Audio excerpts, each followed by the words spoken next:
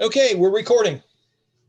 All right, so as always, I'm Brian Kynes, the creator of the Tales of Ulran campaign setting.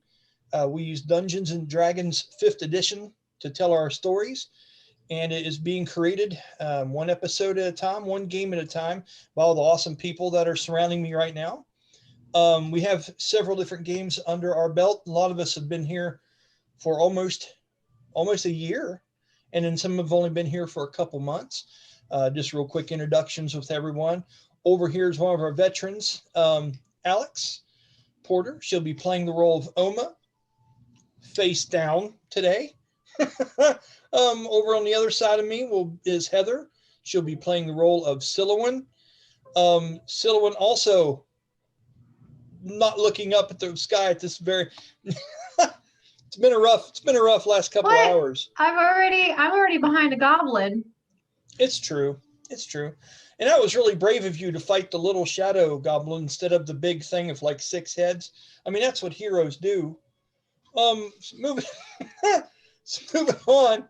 Below her is Kara. Kara will be playing the role of Tamara.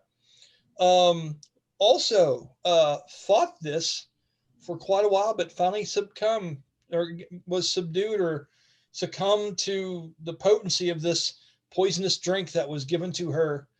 And it finds herself in the same realm as the other two. Below me is Jeremy Keaton.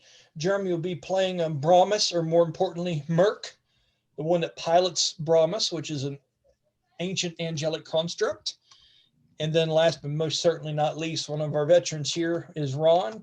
Ron will be playing Ignatious, and we will desperately need him here in the next few moments, I have a feeling. That's saying it, that's being light about it.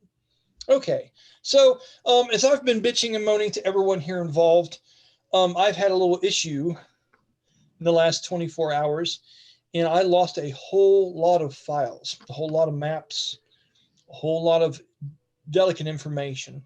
So we're not going to have a battle map today. We're going to do this old school. Whereas musicians like to call it, we're going to do this acoustic. There'll be no fancy graphics or anything of that nature. We're just going to use what Heather likes to call the imagination with SpongeBob all day. Yeah. So to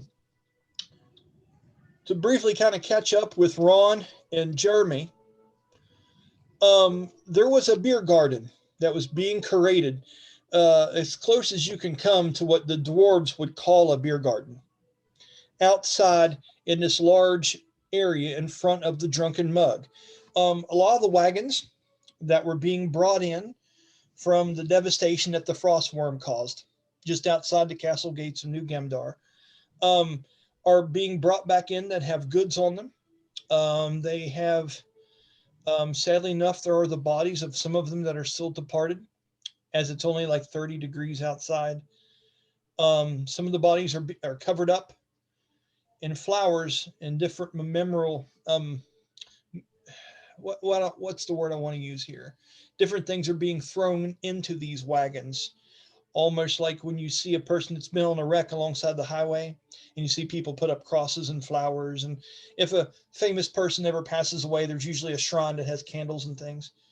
These wagons are acting as part of, in multiple ways. One is that kind of need that dwarves have. Everyone's throwing in. Some people are going in and throwing in their steins of ale. Some people are going by and throwing in their weapons and telling stories about the departed. Brahmus actually was pack muling one of these large wagons in when all this stuff went down in one of our last episodes, where he's very strong and hefted creation. He was able to grab one of those 2-pronged wagons. We call them Amish wagons where I'm from. I don't know if you guys know what I mean. Not much of a top on them. 2 prongs come out and connect to either side of the horse. One horse draws them on 2 wheels. He was bringing one of those in. There's many casks of ale that they were taking from New Gemdar back to their homeland that are being tapped, as Tamara had firsthand experience of trying to tap one the last time, did okay. I mean, if you're trying to get beer out of the keg, I'd say it was a solid win. I would say it certainly was. When I get that episode up, that's a moment you guys need to check out. It was pretty funny. So as celebrations are going on in Roland the Magnificent, I know that Ron, you've met Roland. He is the one, the braggart, the amazing silver rapier carrying bard that works for the Heart of the Beast. He's their hype guy, if you will. He was going around with a violin and he was singing songs to everybody in the courtyard, talking about different warriors, calling dwarves out by name, singing of the heroics and talking about the frostworm being slain.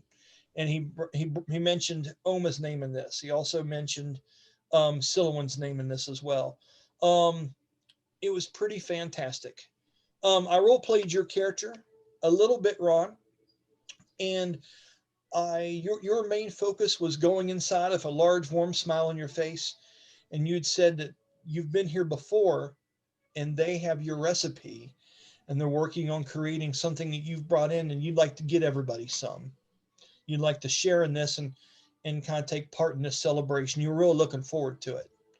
Unfortunately, your other avian friend was just more about the drinks and less about the experience. Because I'm gonna tell you right now, she came to party. Just one moment, yes. The dryer makes a song at the end. It's like, That's fantastic. You know you're being recorded right now. no. Okay. Good stuff. Good news. Daughter would like everybody to know that the new dryer that we have makes a song when the load's done.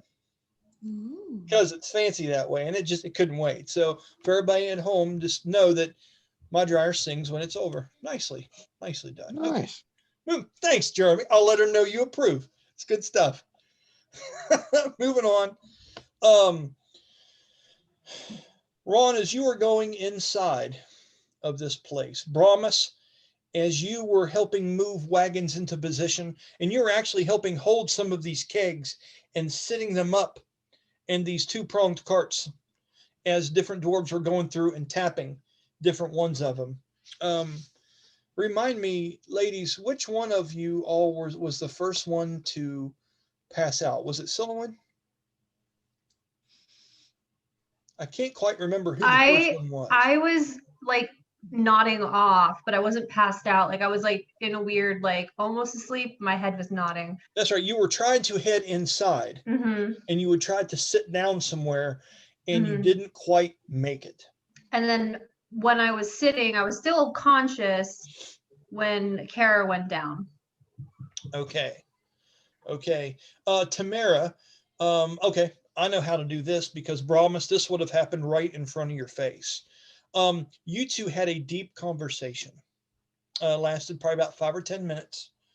And it was you, I'm trying to remember, did you try to initiate that, Kara, or did he? You did, okay. And what it ended up being is, Jeremy, that you're on kind of a quest right now to maybe think about a different path that your paladin wants to follow. You've came to the end of the line, it would seem, in the current path that you're on. Not very many paladins can say that they've met an angel, that they've been given the blessing to now go find your own path, do something for yourself. You've given your life for us twice now. Take this awesome ride and go do your thing. And you were talking to Tamara about what path she follows and how that speaks to her. And your conversation, if I'm not mistaken, was more about you don't know what path to follow because they're really wanting you to start following your own now. You're kind of in this crossroads where you're not quite sure what you want to do. Kara, is there anything you wanted to add to that kind of recap of the conversation that you remember differently? I was just offering him like a new perspective and wanted to, like, if he wanted a fresh set of eyes, I was there to help him, and I wanted to just ask him nuggets of wisdom. Okay. So Jeremy, your relationship with her at this point would be one of her asking about the stories and things you've been through, which I know you've been working on backstory for Brahmus or Mirk. So whenever you have something like that, feel free to throw that information on her as long as you're comfortable with it. You know what I mean? But she's definitely interested in not just finding out about your past and what happened back then, but helping you find something new to follow, because you seem far more lost than she would have expected. You know what I mean? Which I think reflects our conversation that we had. Okay. In the midst of that, you would have saw Tamara acting a little strangely. You know she's been drinking, and you know that she had this tankard of this ale at first. And it was funny. It was the dwarf that was trying to help her tap this keg actually poured it into a helmet and give it to her. And she's just like, I got this shit. She just grabs the horns and starts getting on this helmet full of ale. We even rolled to see how filthy it was. It was really, really clean. It turns out this dwarf was kind of bald, so there wasn't a whole lot of residue or shit in the helmet. We even rolled for that. It was funny. I forgot about that. And you notice, she's slurring her speech a little bit. But it starts to get a little bit more drastic, Brahmus. And before you know it, and pretty quickly after a couple failed constitution rolls, she ends up passing out, falling down to one knee, trying to fight at last minute, and she lands on the back of the wagon, with it being the thing holding her up. So it almost be like someone passing out as they were climbing into the tailgate of a pickup truck, is what her kind of pose. Okay, this happens right in front of you. All right. I'm going to say, Ron, at the same moment, maybe just a few moments before, Sylowen starts heading towards the bar, possibly to look for you, possibly to look for help, as she feels herself being taken by the grips of whatever this is that they've drank, whatever's coming over her. And as she's trying to get inside to see people, I'm going to say, right before you passed out, you guys locked eyes for just a moment, as you had a couple different vials or bottles of your own personal stuff that you've made. I'll say that Roselia was very busy and you'd asked her for them and she got them to you. Okay, Ron? As Ignatius was turned around on your way back out the door, about 20 foot from the main passageway, the doors are open. Taryn is standing in the doorway. You remember that, the Dra-Kin, the gold one, the one that is the bouncer here practically. Over his shoulder, you look and you meet Sylowen's eyes, and she looks distressed, out of it, if you will, and sits down and you found something to actually sit on, didn't you? And as she crumples down and looks lost for a minute, I would like for you to roll a perception check for me, Ron.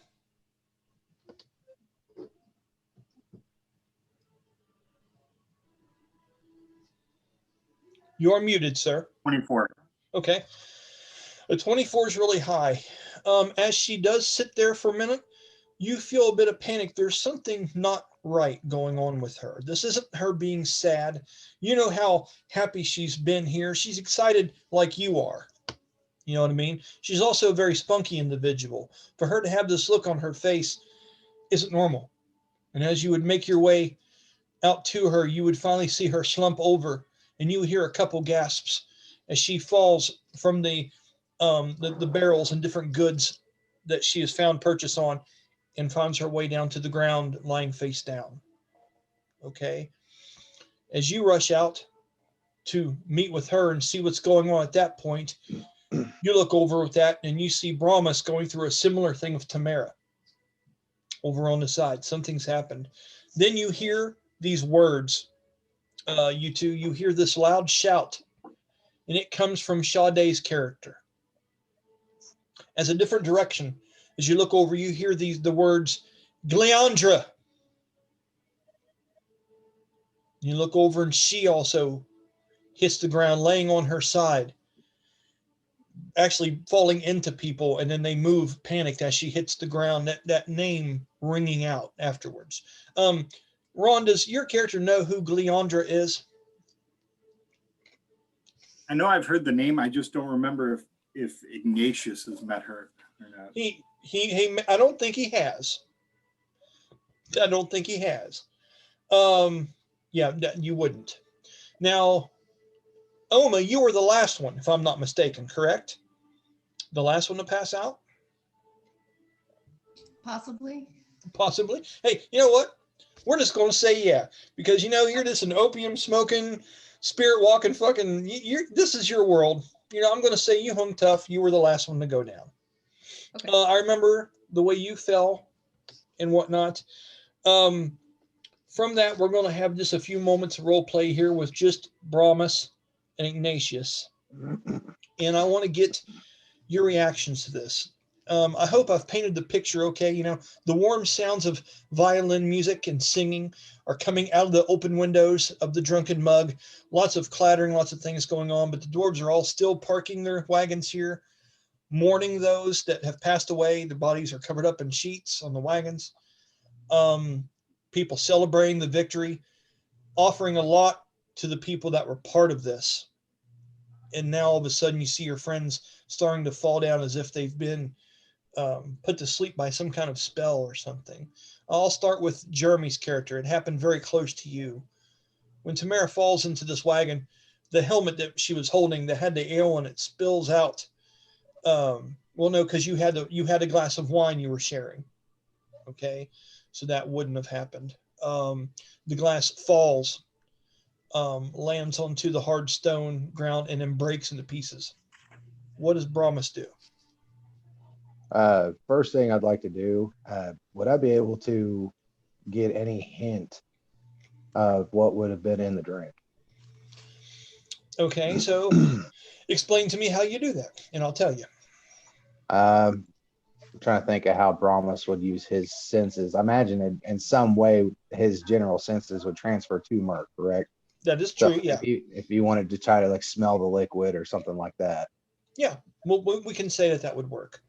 Okay, Okay. so she has fallen. She's lumped over on this thing. You see the glass break beneath her feet. You see these two dwarves. The one, I wish I remembered their names. I don't. It was on my computer.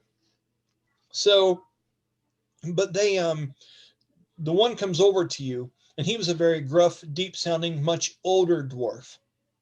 Okay, and he says, "Yeah, I didn't mean to straight up give her such a strong concoction that she'd. Gods, what's wrong with her?" He's saying this to you, Jeremy. I don't know. I He's what was lurking in around. this? You wouldn't find to be drinking out of something crystal clear like that. Mine's over there. And he's talking about the helmet, and that's when you see the glass at your feet. Are you wanting to put your fingers in that or pick up that glass and hold up in it and then look at it? Yeah, basically just like if I can just like smell the liquid, run my fingers through it and Okay, see if there's any like weird viscosity to it or something like that. Okay, Ron, what kind of check do you think that is? Is it a nature check? Is it a I would think medicine if I was looking for like medicine or something. Okay, yeah, try that.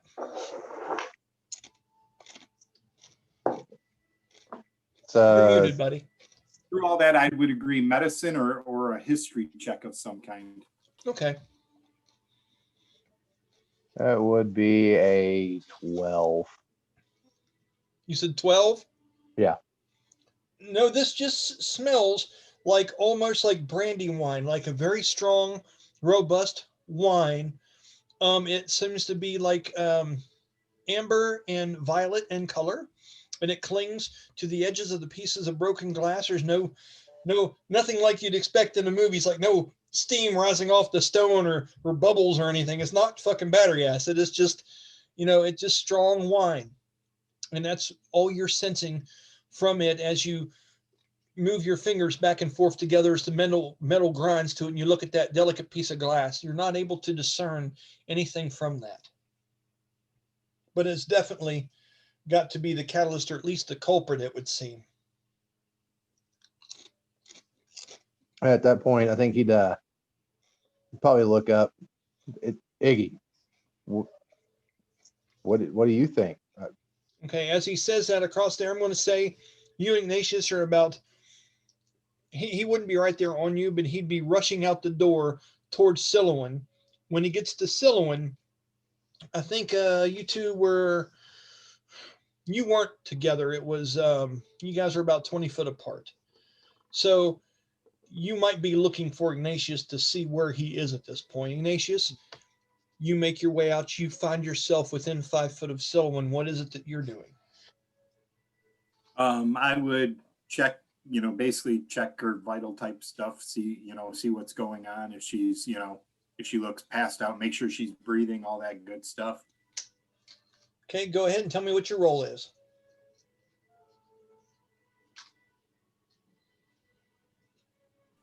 $15. Okay.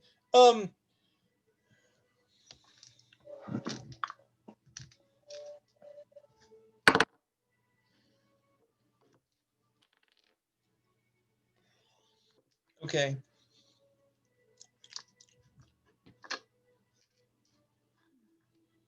How do I word this? Something's not normal here. When you pick her up, she is extraordinarily limp.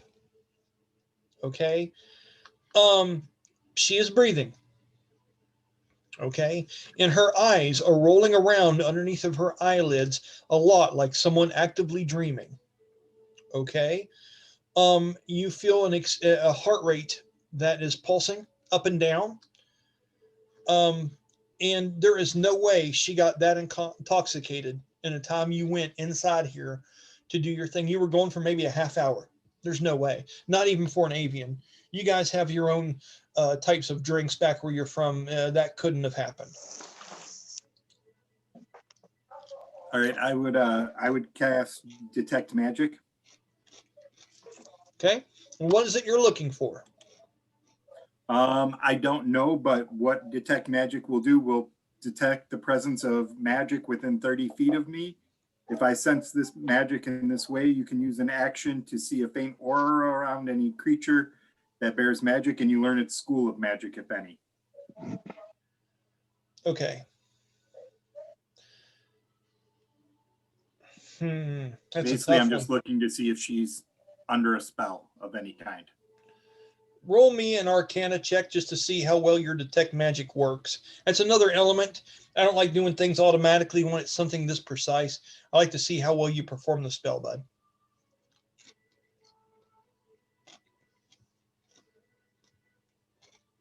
I couldn't hear you. 26. That's really good. Jeez. Yeah, right. I mean, the clutch. He's the GOAT, buddy. He's the GOAT. Greatest of all time. All right, so with a 26, yeah, she is under some kind of curse.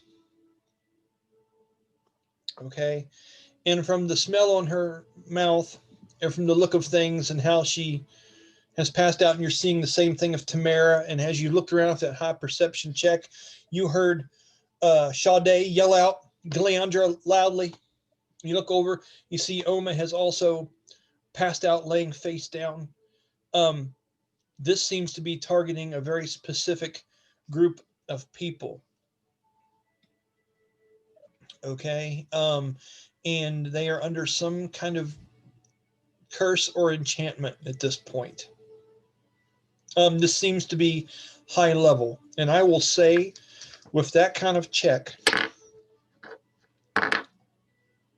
it is of at least 4th level or higher in its potency.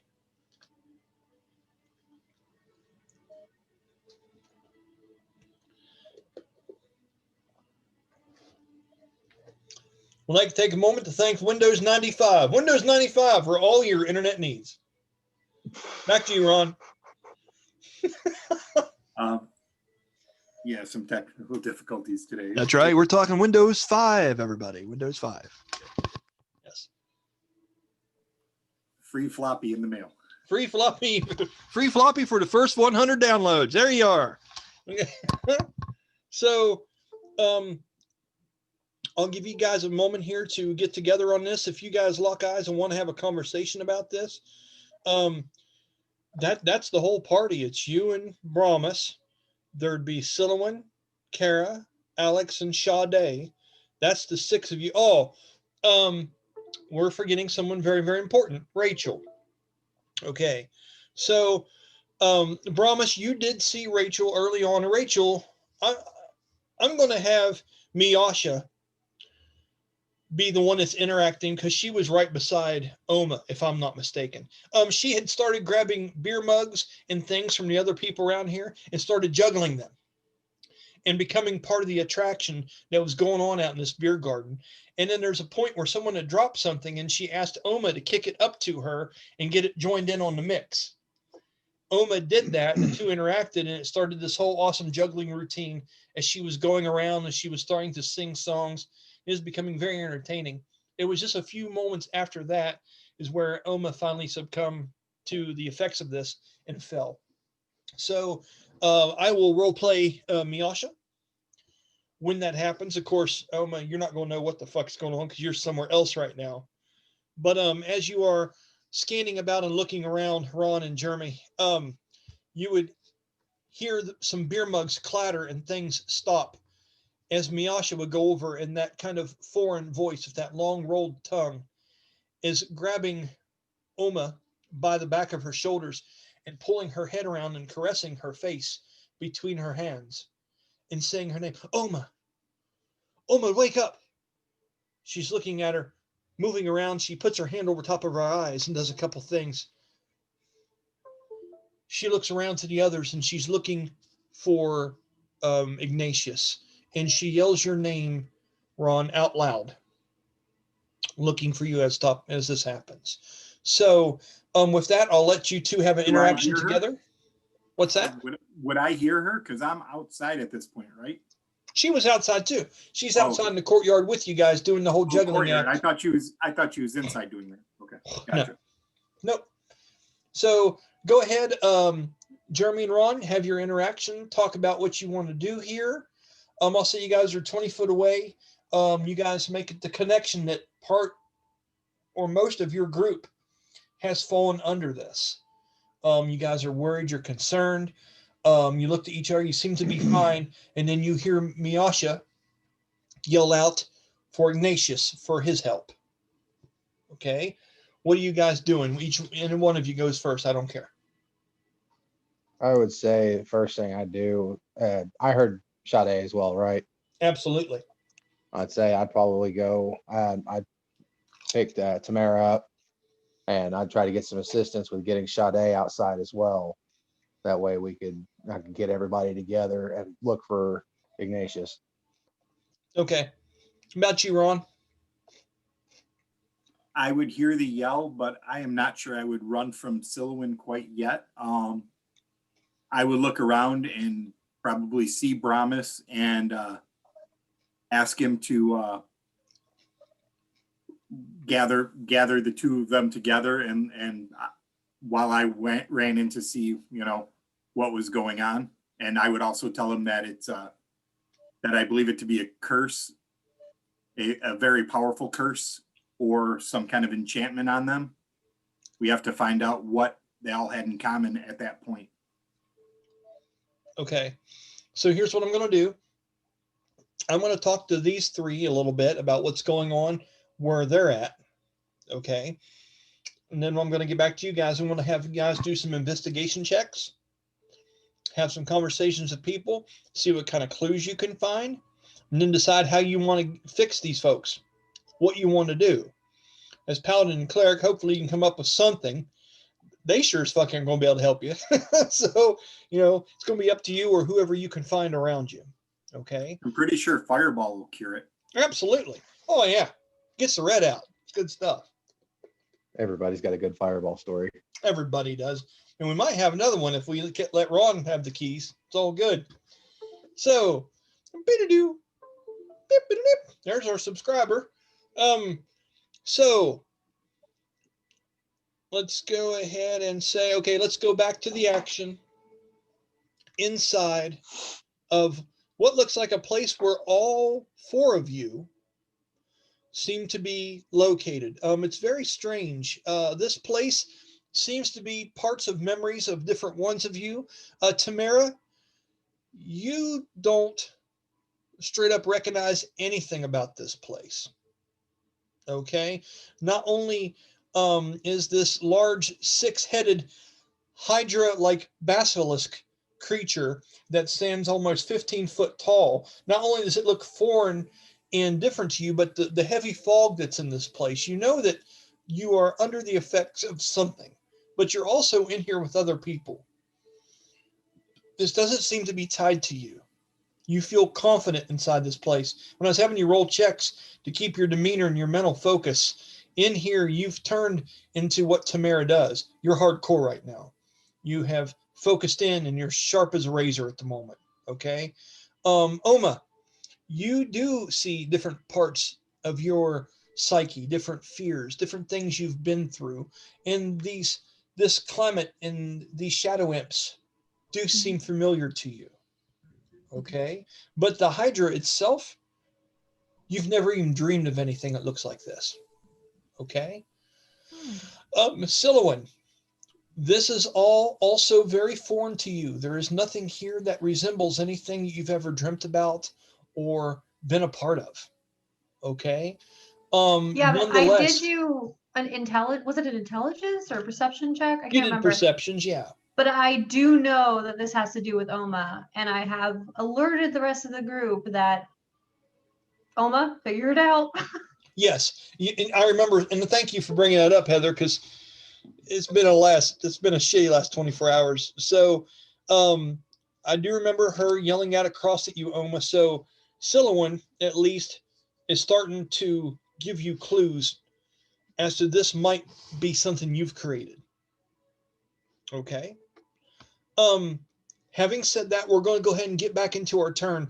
3 shadow imps had appeared over by this tree stump, immersed in fog. At first, there was a big hole underneath of it, almost like a place where they would crawl up underneath out of the ground. And you saw sets of little red eyes and white teeth and fangs. And as they emerged and jumped out, they were almost made of almost shadow force. They seemed transparent and moved and sleeked around, and you heard little echoing cackles, like some evil, weird shit. And it seems to And be if I'm echoing. Yes, I'm sorry, and if I'm correct, we were taking psychic damage, weren't we, you by were. hitting Yes, them? it's very true. Yes. So Okay, when you so guys reminder. were getting hit, there were blasts of mental anguish and stuff like that, as you didn't so much see the physical effects of what was happening to you, but you felt it. And when you felt it, it became real. Okay. No one yet has addressed the large hydra that seems to, I believe, was 20 to 25 foot away from you all. Everyone so far has grouped up and taken on the imps. I believe one imp was bloodied, was hurt pretty badly, right on, which you had a good one. And then it was going to be the basilisk's turn. Okay, so now that we're doing this with limited shit, let me draw up the battlefield here. And if you guys have any questions as far as placement, how far you are and things like that, I have no problem telling you. Okay, just give me one moment.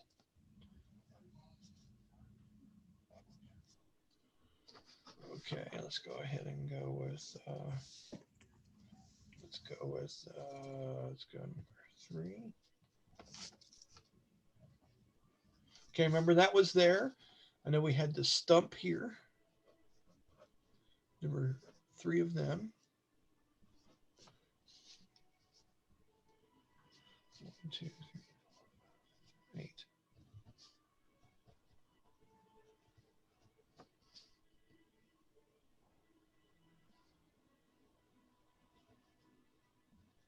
Okay, just one moment. I've almost got it done, guys. Okay, so we're going to do that. We're going to say that is going to be number 8. We're going to say you are 7. You are 5. Okay, so if I'm not mistaken, you landed on the one Sylowen that was to the far right of the group, if that's correct. Okay, so Sylowen. And I think Sha-dae was on the front one in the middle, right? I believe so, yes. It just walked up and punched and did an awesome spinning back fist series of martial arts moves against it. I think so the one on the left has been unharmed. Yes, the one, it was a little bit up above you guys.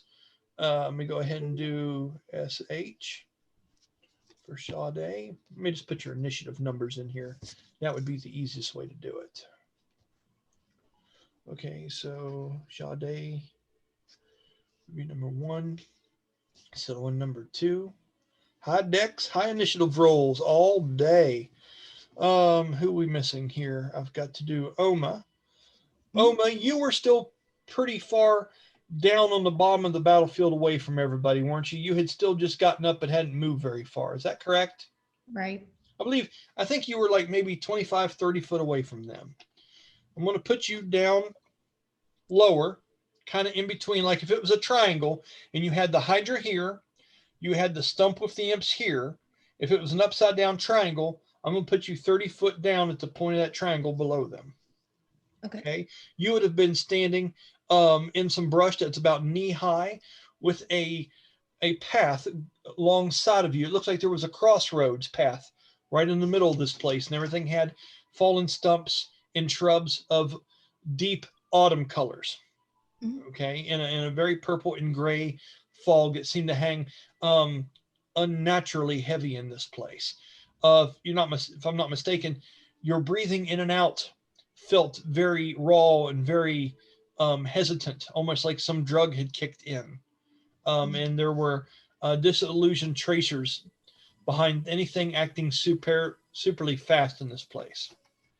Just want to put that out there. Okay. Let's go ahead, and Oma is going to be 6. And the last person we had to deal with was Tamara.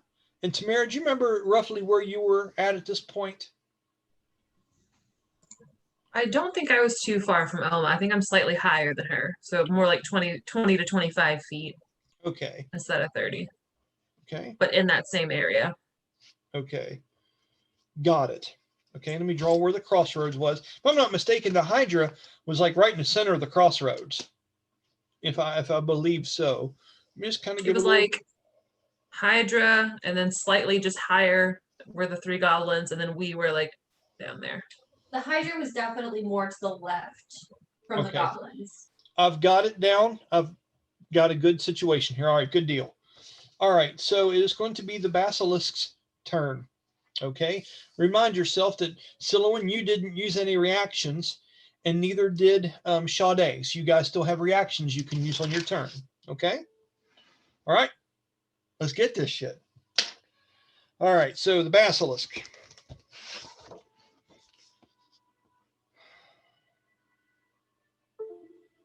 It is going to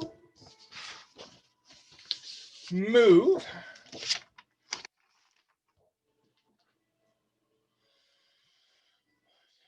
It is going to move 15 foot downwards, and it's going to come in between the group, cutting you off into 2 different parts. So Sylowen and Sha-dae are going to be north of it, fighting the imps. And south of that is going to be Oma and Tamara, which are kind of laying 5 to 10 foot apart, Tamara being closer to the Hydra than she was. When I move it that 15 foot,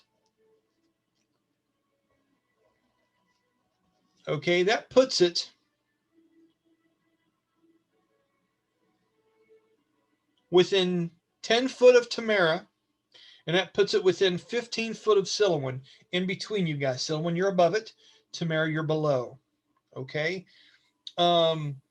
Now with your flail, I'm still not within your range, Tamara, but it stops there. But the creature itself has a 15 foot range of different things. This is what's going to happen. As it moves into that section, you see the heads flipping around wildly. Their eyes are glazed over. They almost look like there's clouds of rolling smoke within them. And the scales on this thing, although they have that olive green color to them, there is a gray feature. It almost looks like some of these are clay and stone shingles that make up the scales that address these 6 different large serpent heads that are coming up out of this large central Hydra body as it heads through different things. It is going to go ahead and take its attack action. And on this round, it is going to do fire bolts. It is going to do 1 out of each mouth. It is going to light this fucking place up. Okay? So I'm going to start rolling some hits. And as it breathes up and you see the clouds almost part as white hot heat seems to radiate from around their heads. It almost has that vaporous look, like if you're looking at gas flames along a road off in the distance or something like that. And there's these vapors give a warp around all 6 heads, and at different times they leach out. 3 are going up towards Sylowen and Sha-dae, and 3 are being shot down at Oma and Kara. We're going to see what hits what here in just a minute. Okay. Is it a dex save? With these, this is going to be a ranged magical attack for the Hydras. This is based on like Firebolt the spell. Okay. But it's kind of a special thing that this thing does. I have the info written down. It's pretty cool. By the way, in case you guys can't see that really good, I want to show you what the Hydra. Okay, just a minute. Because I can fix it. Because I got this cool thing where I can turn this off and you can just see the ugly bedroom that I'm in here. Choose virtual background. I say no. I say no virtual background. Just a minute. Oh, don't do your not responding shit to me, buddy. We want this off here. Really? Oh, there we go. Okay. Gotcha. None. Boom. It's reality. Okay. There you go. Now, 6 heads, but that's pretty much what you're looking at, folks. Sorry about your luck. By the way, if your closet is as full as mine is, consider yourself very lucky and blessed. That's all I have to say. All right. So Try having 2 women. Dude, like, it's amazing how their clothes keep pushing into my side of the closet. Like, I don't wear V-necks, you understand? I have no cleavage to show off. V-necks have no place on my side of the damn closet. I'm just saying this.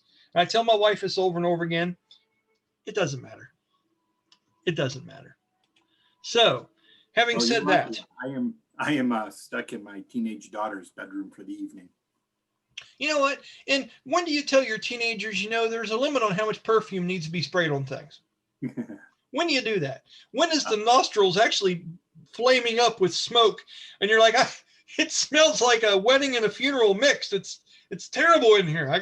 Are you kidding? Have you ever smelled a teenage boy? They smell like sweat and Old Spice. They smell like desperation. My boys. Yeah.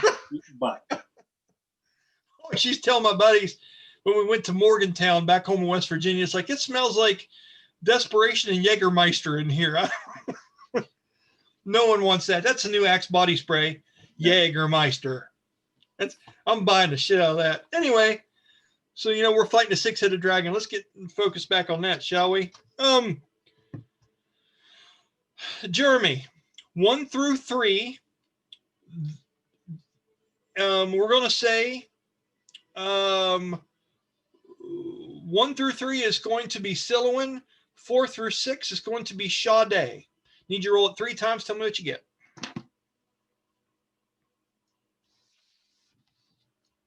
You are muted too. There's a 2, a 6, and a 6. Ooh. So 1 goes after Sylowen and 2 go after Sha-dae. Okay. Wait, do I get advantage because I have resistance to fire? Nope. But good try though. See what happens. What does my cloak do then? Your cloak? My cloak of fire resistance. Well, what happens is when the fire hits you, then it does less to you. It's not that if I have a bulletproof vest, it's not like I go, ha-ha, and the bullets move around me. They hit me, and then we reduce the damage. Very, very, it's a good talk. Okay. So, and I don't even know if that one even has a chance of hitting you still, I wouldn't tell you the truth. That is 11, as 18 to hit with the first one. Does that beat your armor class primary? Nowhere near. Look at you, all she like, fuck, get out of here. What is that? 18. Shit. All right, I get it. The first one comes by you, and I'm going to say hits into the middle of the stump, catching it on fire in a small area, burning off what withered leaves are there. As you duck down, are able to get out of the way. The next 2 are going for Sha-dae. And she stands up to roast a marshmallow over the fire. All day. I cast marshmallow. Okay. So that one hits Sha-dae. As a rogue. Okay, let me see what the damage is first. Okay. Not going to be fun. Oh. 11. Okay, let's do 11. Okay, so how now, does Sha-dae look? Does she look all right? well, she looked okay until now. Okay, so Sha-dae was busy going toe to toe with the shadow imp and didn't realize it's almost like she's trying to ignore that the damn Hydra's even there. You would have expected something a little different out of her in this instance, but she is focused on these shadow imps. And as this happens, this other flame strike comes from another one of the heads. Just before you're able to have the words leave your mouth, you see that you dodged the one, and you see the other one coming up as soon as you're able to look up someone. And as it does, Sha-dae kind of turns around halfway, and this thing blasts her in the shoulder.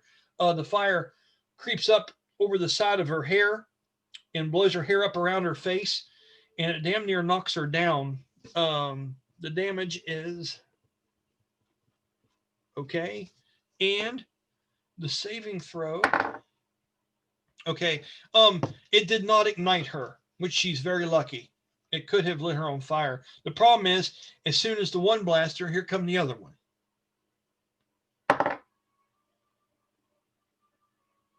Okay, that one's a miss. So after that one, she's able to dodge out of the way. Let me see something. No. And the goblin, or this shadow imp, also jumps over out of the way of this thing. So on the map, let me move that creature over this way. Okay. So having said that, that's going to give Sha-dae an attack of opportunity on the other imp that was trying to jump and dodge out of the way. She's going to try to do that. Definitely. Okay, let me go ahead and roll that real quick for her. Yeah, that works. That works. Okay. Got it. And I know what your damage is, Sha-dae, because I roll break you. And you rolled a 1. That's not good, young lady. Okay, so let's go ahead and do this. That is number 7, correct? Or number 8, yes. Okay. All right. So as the second firebolt comes down, Sha-dae is now keen to what's happening and stares up and looks at it. And as it comes down, she drops down low and almost spreads her legs in almost like a V-like shape, like Matrix moments this. As the other one comes flying by, it creates an opportunity. It was headed right towards the imp that she was toe-to-toe with fighting. And as it goes to bail out of the way, Sha-dae does a sweeping kick, a spinning sweep kick to this imp, and the imp is prone, laying on the ground as it turned its back to her, trying to escape. Okay? All right. She wouldn't spend another key right now because she only has 4 left. I'm going to leave it alone as it is. Okay, now we're talking about lower. Ron, 1 through 3, and this tries to hit Tamara. 4 through 6, this tries to hit Oma. Okay, roll it for me 3 times.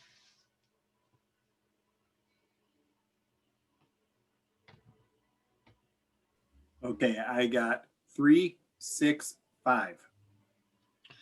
Okay, so that's 1 for Tamara, 2 for Oma. All right.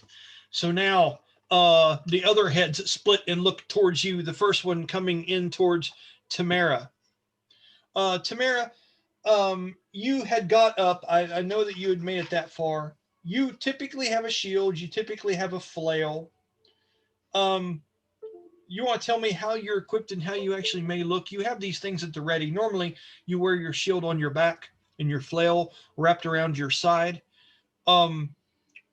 I'll give you an opportunity to explain to me how your stance is, what you are, what you look like. Do you want to look just like the picture behind you? I want to look exactly like that. Okay. So, like shield ready. You said I was concentrated. I was confident. Like I'm ready for battle. that's what I'm getting at. So that's cool.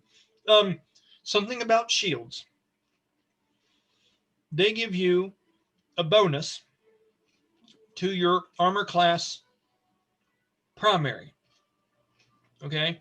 they're another wall that things have to deal with to hurt you. Now, the good news is that if something hits you and it has to get through your shield and your armor to hurt you, it would have to be an act of God for that to happen. I'm serious. It'd have to be like crazy shit to get you. Like, you ever watch A Christmas Story when the icicle fell off the roof and got Ralphie in the eye? It'd have to be some epic shit like that, because that's unbridled hate right there. Now my No. future is I'm gonna die by an icicle in the eye. Right on, right on. They said you'd shoot your eye out. So yeah, that's what would have to happen. So with shield in tow, flail there ready, this fire bolt comes at you, shot from the mouth of one of these serpent basilisk heads. And it misses you by a freaking mile. Don't know why, but it rolled a natural 2. Would you like to laugh at it or mock it in some way, Tamara? Okay. You fool. Try again. You fool, try again. Okay. So, okay, wasn't intimidated by you, but good try. Let's go ahead and roll the next 2. Oma. Something's on the menu tonight, and it's barbecued Oma. It's your turn. 2 fire bolts coming your way.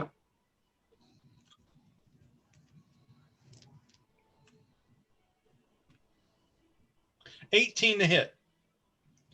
Does that beat your armor class primary? No.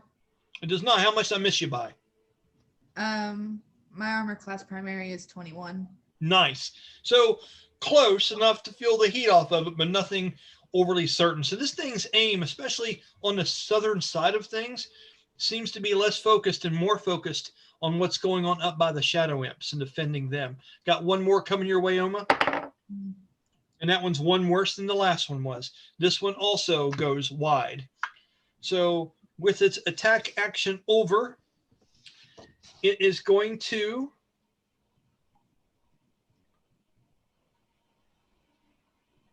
use its bonus action. And Ron, I would like you to roll me a 1d6 and tell me what the number is that you get. 3. Okay. Oh my.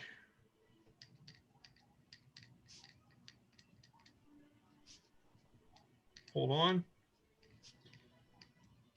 All right.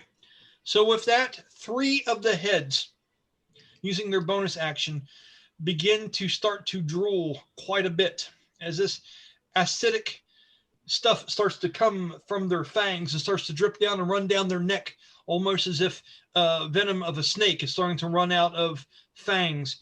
And as it hits the ground in this area, this is where you do see these things, like the little tufts of smoke, almost like it's like in a movie, like where some kind of acid is dropping on things and burning little spots on the ground, as 3 of the 6 heads begin to emit this from their glands. And just so you guys know and can laugh at me, I actually named this feat Salivate.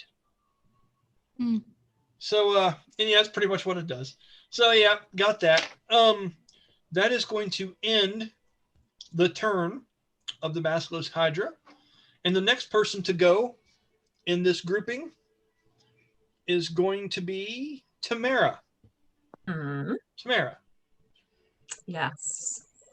So I'm technically, it's me and then the Basilisk and then the goblins and Heather and Sha-dae. Yes. And you are, it has 3 heads pointed towards you, 3 pointed more northern, up towards them around the stump. You are 10 foot from it now. If you step forward 5 foot, you could hit it with your flail, because your flail has a 10-foot range. Okay? So normally if melee attacks, you guys got to be in squares right beside each other. You're able to be back one away from it and still be able to hit it with your flail if need be. Okay. Well, I would first like to cast Ryland's Pillar of Judgment on the 3 goblins, and with that I hit all 3 of them, but I can also heal who is ever there as well for a 1d6. That's awesome. Plus That is going to be Plus,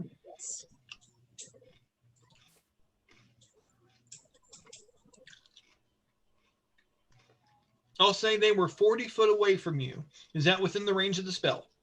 yes, it's 60. Awesome. That's what I thought. Describe to everybody what this spell looks like and what it does, and make it your own, Kara. I wrote this Yes, character to be taken, so get it, man. So I'm going to summon a lightning bolt pillar of radiant energy down from the heavens, and it covers a 15-foot cube. Every creature that's in that area takes basically a 4d6, either radiant or lightning damage, plus my character's charisma bonus. And then on a failed dexterity save, and then half as much on a successful one. And then in addition, up to 3 allies that are also in that area of effect are healed for a 1d6 plus my charisma. Which is, I think your charisma bonus is 5, isn't it? 4? That's Yeah. awesome. Okay. So- So now what we're going to do is I want you to roll the DC, and you want this to be high. This is going to be a 1d20 plus your spell save DC. Of those 2 scrolls, this is going to be one on the left. My spell save DC. So right in the center of your character sheet, Yes, it's there's plus a 10. okay, yes. awesome. So 1d20 So- plus 10, and if this gets high, it's going to be hard for them to dodge it. That is going to be a 24. That's fucking awesome. Okay, so we got 3 goblins. Jeremy, roll me some saves. Roll me a 1d20 and a 1d4 3 times. Tell me what you get, and we're going to see if she's cooking goblin tonight. Imp, goblin, shadow imp, whatever the fuck we want to call them. It's fine. It's D&D. It's not perfect. 7 for the first one. Fail. 6. Fail. Look at you grinning, Kara. Good Lord. 8. Fail. Okay. So Success. I want to take a moment to do something fun here, and then we're going to make this move. I like the pace of this. We're going. You know, shit's happening. Great use of that spell, by the way. Because they failed by so much, I'm talking they failed by 15 or more. All 3 of them. Okay. I have recently wrote a new paper that talks about the additional effects of spells and spell-like effects on people. If you freeze from a nice spell, if you are slowed or shocked from lightning, if you are burned or catch fire from, well, fire. Okay. So this does lightning like radiance.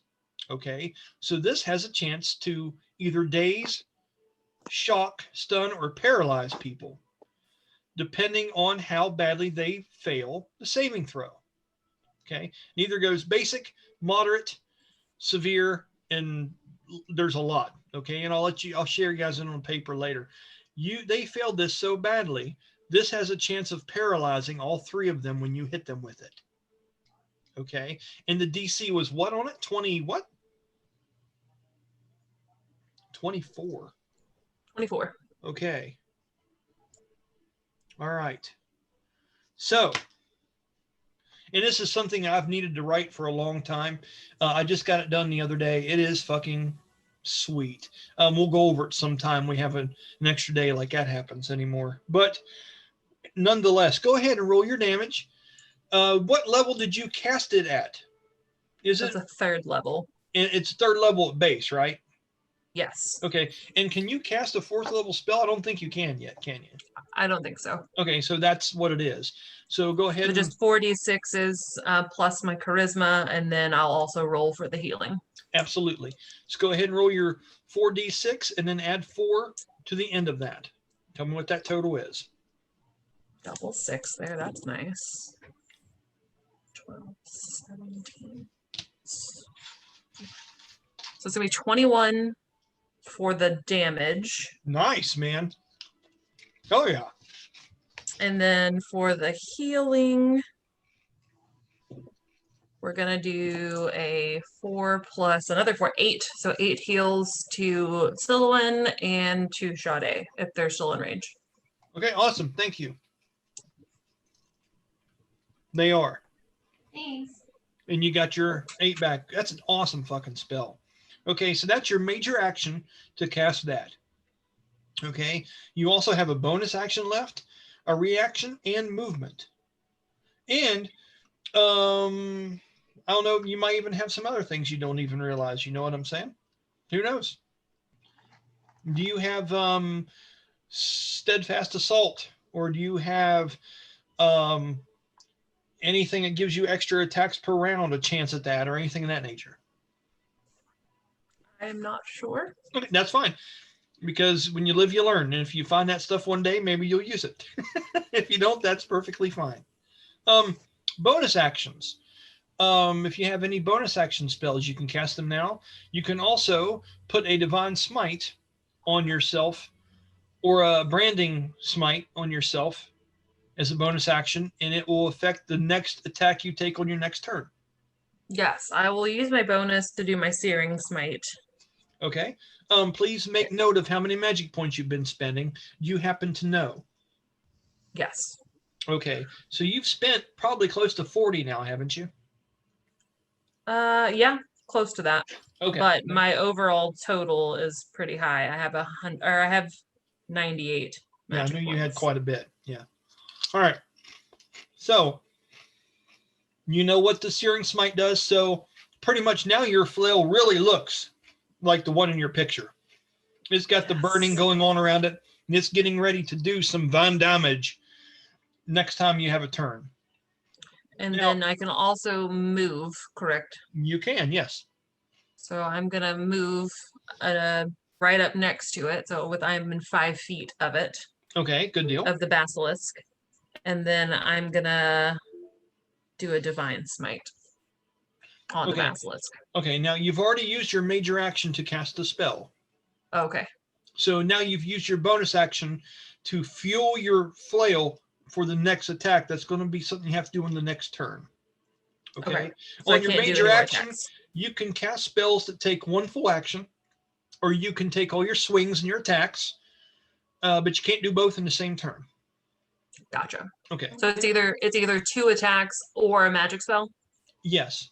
And then like things like addition things like bonus actions or divine smite, blinding smite, and those bonus action spells and abilities you have are all going to be listed there. As far as your feats, I'm curious of something. Tell me the name of a couple of those again. I just want to make sure we're getting all your options squared away. You have weapon specialization, right? Probably. I think she does. Okay. She's used it before. That's what I Yeah, thought. I Okay. think I do. Remember that. So if Yes, you're doing I do a have swing, weapon specialization with my flail. that's awesome. So remember, if you're doing a swing with a weapon that is enhanced, you want to hit with that. You don't want to waste it. You can So when also Go ahead. increase the DC of a spell, right? Increase the what? If you use weapon specialization on your magic casting, she's used it on Well, flails that's what or I'm saying, similar but like weapons. she could have used that had her DC been really low. Yeah, well, let me explain to you how it works. I get what you're saying, but here's the deal, and I think me and Ron discussed this. When you take weapon specialization, it works on a category or type of weapon. Now, let's say you're a magic person, you want to put weapon specialization on your spell casting. Okay, then it would be one school of magic. Weapon specialization works on there. So if you wanted to start doing that with your spells, making the DCs tougher for people to beat, making the damage go up higher, then you'd have to take that feat again, but have it specifically be used on magic casting. Right now, it works on anything that looks like a flail. Anything that has a chain involved in it, you want to grab some nunchucks, you want to take a long flail, you want to take a whip, something like that, all similar items, you have weapon specialization in. It's categorical. That makes sense? Okay. All right. Your movement, you wanted to go up and get within range of this sucker. Now you can't act on that this turn. I would wait till your next turn. What's great about it is now that you're in range of it, if it turns and goes some other way, you got an attack of opportunity on him because then it's backing away from you. So that's a good thing. And you're tough. And you said I also have a reaction. Is that something extra? Yeah, usually reaction is just what it says is a reaction to something that happens around you.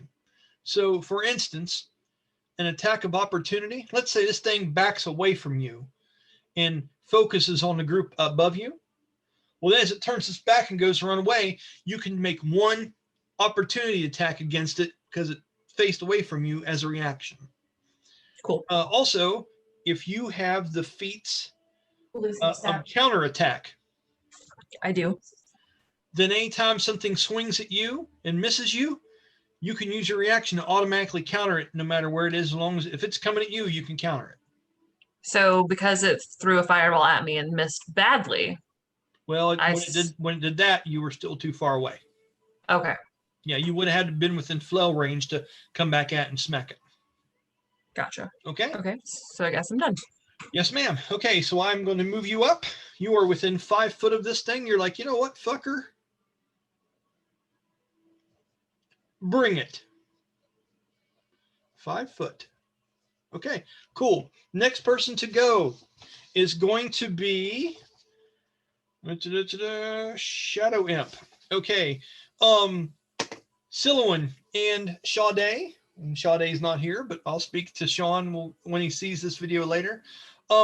When this blast of lightning and healing came down, you heard these powerful words of a woman from a distant land shout out a language that you couldn't quite understand, as it was almost like these very mighty words as an ancient spell. When you cast spells that Rylan has taught you, her words are usually echoed as an extra effect of the spell's might.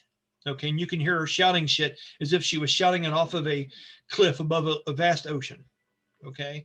When that happens, all of these imps are bloodied and the one dies from that impact. Because it's radiant damage and what they did, it did damage plus half to them.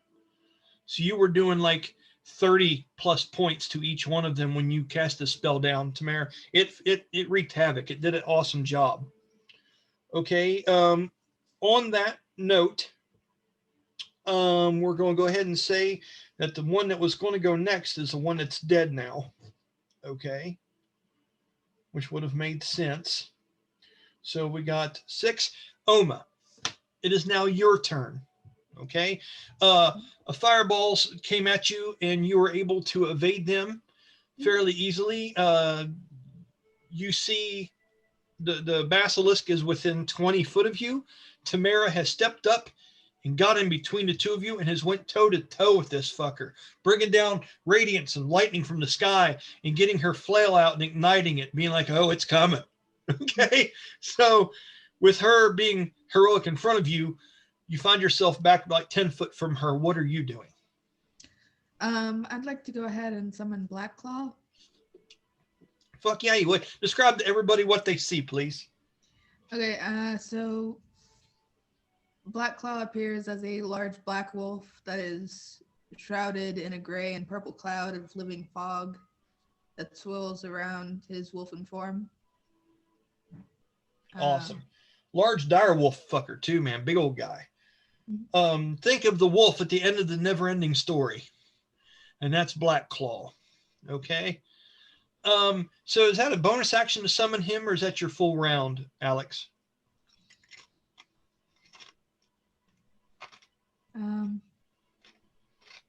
I thought it was the full round. It might be. It would be on your description there. Does it not say exactly?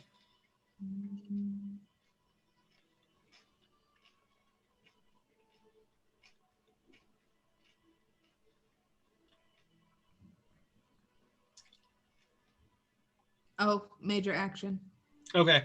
So that takes your normal full round to summon him into being. Now you'll get to control him right afterwards. So let me go ahead and add him to the sheet. Okay. You get to summon him out anywhere within how far of you can you place him when he's summoned out? Do you happen to know? I think it's within 2 times your movement. So we'll just go ahead and say, for the sake of it, we'll go ahead and say within 60 foot of where you're at. With that, You can reach the stump. The shadow imps that they're up there fighting, you could reach the front of the Hydra. You could put him behind the Hydra. Anywhere you would want to go. You can even any kind of direction. Where would you like to place him or have him come into being at? I'd like to have him show up right behind the Hydra. Within 5 foot or 10 or right up on him? Within 5 foot. Okay, awesome. BC for Black Claw. Okay, good deal. You also have a bonus action and your movement you can use on your turn. And as we discussed, you can use your steadfast assault to do another cantrip or first level spell if you'd like to, as long as you're not moving. Okay. I would like to use steadfast assault to cast Sacred Flame. Awesome. Okay. Okay. That will take half of your movement. So what is your total movement, by the way, Alex? I think it's like 35 foot, maybe.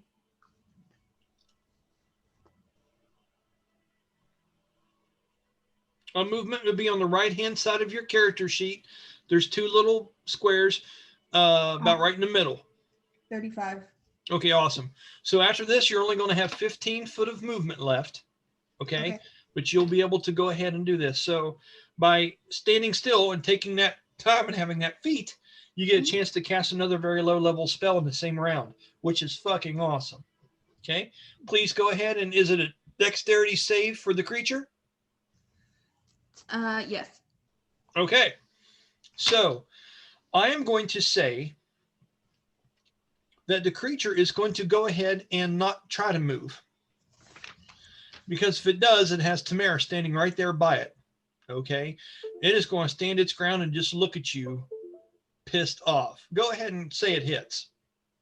He's not running. Okay. Look at all the followers just jumping on. It's crazy. We're going to come to learn to love this stupid noise that my laptop makes, everyone. Oh, shut up. You know what your damage is?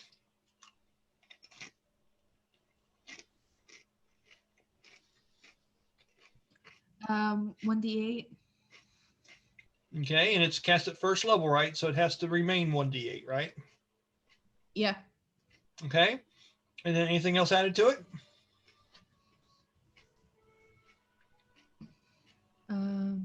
Nope, I don't think so. Ron, is she right there? Is it just 1d8? Sorry, on which one? I guess. Sacred Flame. She is a 9th level person. Now, the reason I'm saying this, Alex, Yes. I don't think you have to cast Sacred Flame at a higher level to get better effects out of it. I think it just is more powerful the higher level you are. Some are like that. That's why I'm having Ron look at it real quick and check. Oh, okay.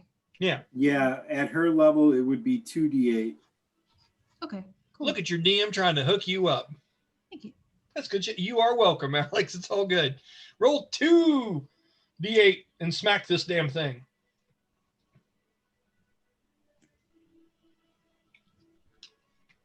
$12. Okay. You hit the creature, and as it does, it seems to light its scales up as it hits and makes contact. And they start to burn a little bright in that spot, but then it kind of sears off, and you see a steam roll from this. It hurt it, but not as much as you would have liked. Okay. Okay. Just a note for the future. Okay. And I'm going to say, when you cast that, Ron, roll me a 1d6.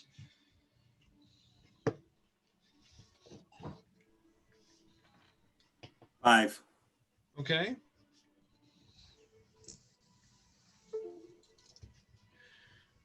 I'm going to say that struck out and hit the 5th head. Okay. Okay. All right. With that, the next person to go is going to be, that was Oma, is going to be the other imp. The other imp is ablaze from, or no, sorry, is paralyzed from the effects of the spell that Tamara cast. And I am going to see if it's able to snap out of it. It is not. The imp seems to be shuddering as different tendrils of radiant colored static and lightning seem to trace across it in little jolts every once in a while. And the shadow imp is actually stuck in place and cannot move and is stunned from Tamara's spell. But it failed so poorly. Do we get advantage since they're paralyzed? Oh, you get better than that. If they're paralyzed, it's automatic criticals when you hit it too. And look, that's why I do it. That's why we DM right there. It's for the happy faces. Okay, so that was number 7.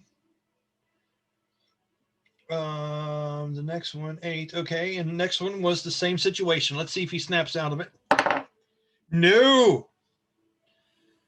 God, if it wasn't for you guys, I'd throw that damn dice in the garbage. So anyway, yeah, things are looking up for the drunkards of the beer garden. Okay, so the turn's going to start over. It's going to be Sha-dae at the top of the turn. I'm going to get to that in just a minute. I'd like to go back to what's going on outside. Okay, so as this happens, Brahmus, you are there beside Tamara. Yeah, definitely. And as you are looking down upon her and you guys are trying to figure out, Ron has said, this is some kind of curse. This is at least 4th level higher, is the lingo. It's not like you would say, in the back of the player's handbook, it says this is 4th level shit. What do we do? He's saying this is above your basic knowledge. This is fairly powerful stuff here. Okay. As that happens, in the detect magic spell, what was the duration of that, Ron? 10 minutes, I believe, but I'm going to double check real quick. Okay.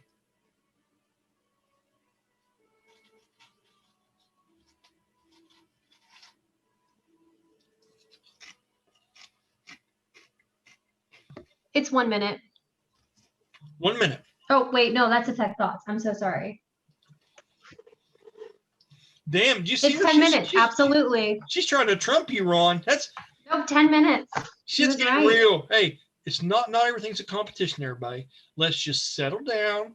I literally haven't opened up Healing Word. How hard was it for me to get to Detect Magic? It was good. It was good. I'm glad. It's all good. Ron's just like, whatever. Fine. Right. So yeah, 10 minutes.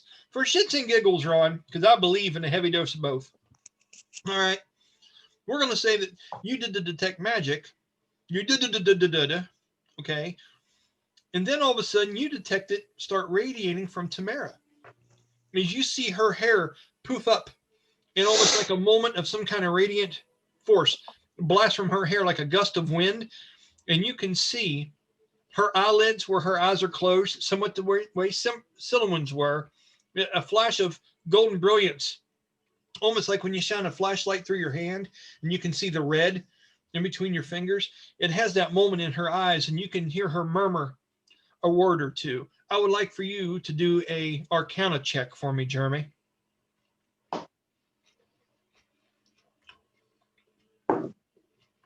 $16. She has, in her dream, cast some kind of spell, but you've never seen it look so real as this. There's something very strange going on here. Okay. With that, I'll give you guys a few seconds here or moments to have more of a conversation and try to figure out more about what's going on outside of this realm. Having seen that, Jeremy, what would you like to do first? And there is no I would right or wrong say, even though he probably hasn't seen most of what Tamara can do, the fact that she's a paladin, he would be halfway familiar with a lot of that. That's why I had you roll the check. Yeah. Okay. I think as Ignatius pretty close to me at this point. I'm going to say, yeah, I'm going to say you guys are within 10 foot of each other, shouting distance. It was 20 earlier. I'm going to say maybe you've dragged Tamara over, picked her up maybe at this point.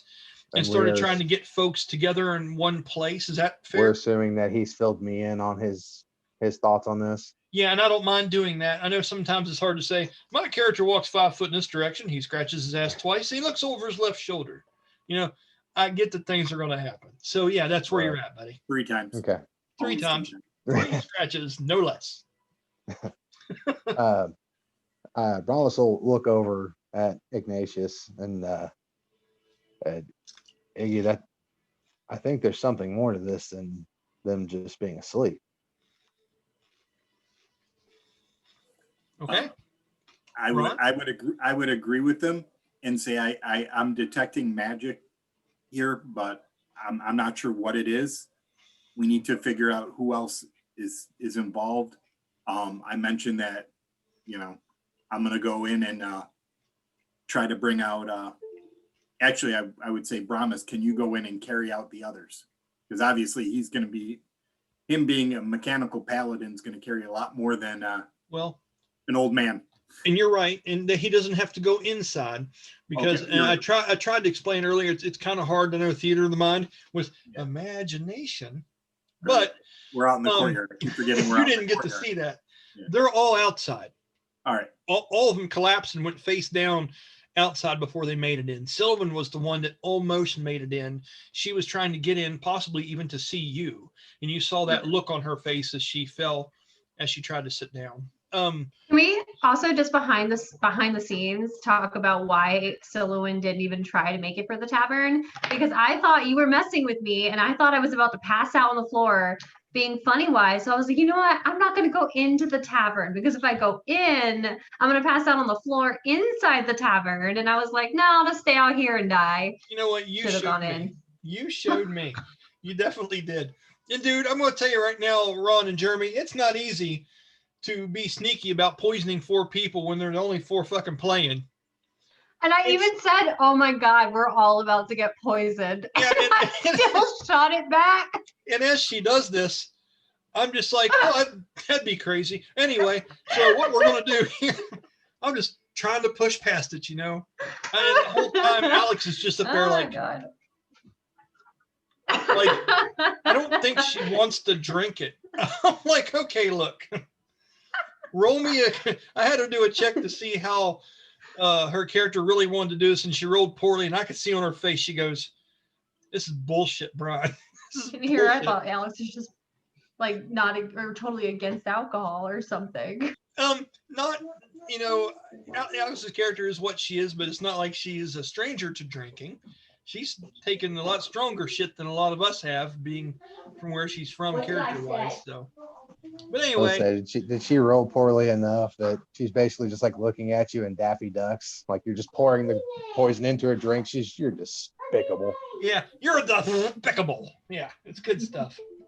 So anyway, and yeah, it's just a matter of time before we have the Daffy Duck character. I'll do that later. So anyway, I do an awesome Scooby-Doo voice. I can't wait till I start doing Shaggy and Scooby in here. That'll be like a ranger with like a Great Dane. Is this dog with him? Like, where are we gonna go, Scoob?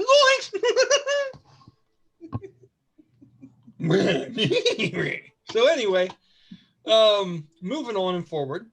Now that we've got all that silly shit out of the way, you two are going to look for some people and you were going to try to do some things. So I will give you, Ron, an investigation check.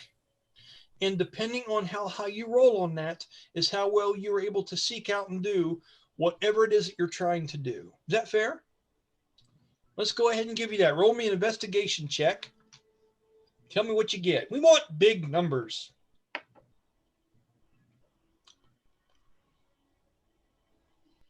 24. 24. He's a fucking 20 golden god today. My that was an 18, natural 18 plus a 6. My daughter got me a new set of dice for Christmas, so they're rolling well for me tonight. Hell yeah, they are. Tell her we said thank you. Okay, so there he goes. Oh, those are cool, dude. Those look like my metal ones. They are metal ones, yeah. That's the exact same set that I have, bud. Did I ever show you mine before? Yep, steel. It weighs about 5 pounds. It's a workout, D&D. I'll tell you. Yeah, mine are gold trimmed. Yours look silver. Yeah, Mine are we are gold and very blue. ADHD tonight. Playing, we're like all of a sudden the basilisk. Oh, look, shiny dice. Yeah. Look at what we My other we got to my focus, other daughter people. got me a 3D printer, so. Now you're talking. But So- anyway, so the home games are about to start getting really cool. right on, right on.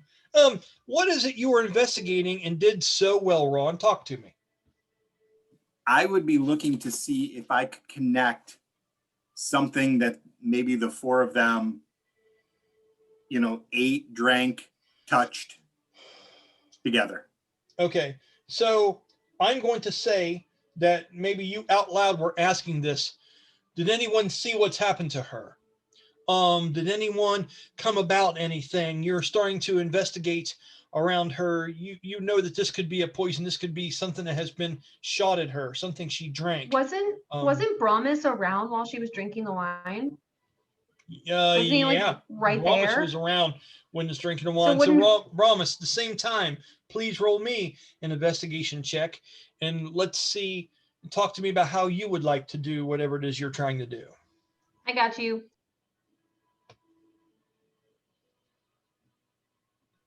16. Okay, now here comes a good question. Although she is passed out, she is consciously casting spells, and she is within a certain radius of you. Do you get the paladin's charisma bonus added to your saving throws? That's a I would tough say one, so. right? Well, my That's a that tough same one that affects me as well. It's me and anybody so far around me. So yeah, that would be an addition. Your DM likes it. Now, Ron's like, he's thinking about it. It's a fair question though, right, Ron? Okay. Yeah. No, that was, I didn't think about it, but yeah, absolutely. Well, 'cause- I actually think it does specify as long as they are not incapacitated. Now the I'll have thing to is, look at it though. but right, so yeah, that's rough. But the thing is, she is casting spells and still is conscious to some degree here. And we've just talked Mhm. about evidence of that. So let's do this. So I don't. 1 Is through sleeping 10. considered incapacitated? 1 through 10, mentally You get she's it. not. 11 through 20, and you don't. Okay. I think it's good to let fate decide it here and this and here. And you got a natural 2. You got it. You get a +4 from Tamara. Turns that into a 20. Yep. Now you know shit. Thank Tamara when she wakes the fuck up. She's like, even passed out, I'm a boss. Even passed out, I'm a boss. Just in Okay, a so- dream, just thumbs up. Right? Yeah. She's all rolling eyes like, hey. So Wait, What I'm is- sorry. What did he use? What was the spell that he just used? when off you're the around a top? paladin and you're within 10 foot of them, you get their charisma bonus Mhm. Oh. on any saving throw you make as long as you're within 10 foot of them. I understand. Thank you. It's awesome shit. It's called that cool aura. So Aura Jeremy, what is it protection. you were trying to do particularly? We'll go ahead and move past the fact that you've told Ron, I saw him drinking wine. I saw this happen. I know Tamara seems to be someone strong enough to have taken this, but is there anything else you would like to ask for me to paint a picture for you? Because you rolled such a good roll. What are you looking for? What are you doing here, MacGyver? What's going on? I would like to find out who handed them the cups that they were drinking out of. With a 20 and help, Taryn, the bouncer, that is probably about 25 foot from you guys on the outside of the door of the Drunken Mug, walks up and says, it was a silver Dra-Kin like me. I saw her weaving her way in and out of the group. But now there's no sign of her. I thought nothing of it. My thoughts were to the inside. I should have known. He goes, what worries me is that she should have been immune to this. And it doesn't seem that she is. This is powerful.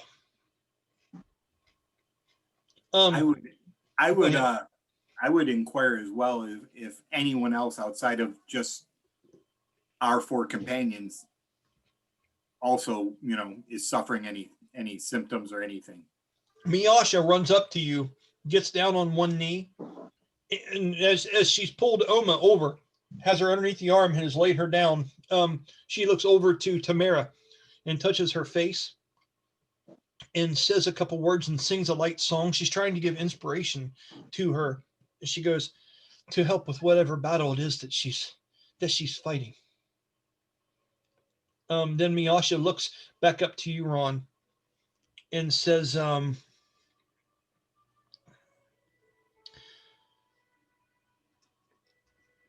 if there is indeed a silver Dra-Kin responsible for this and has that bottle still on them, I will find them.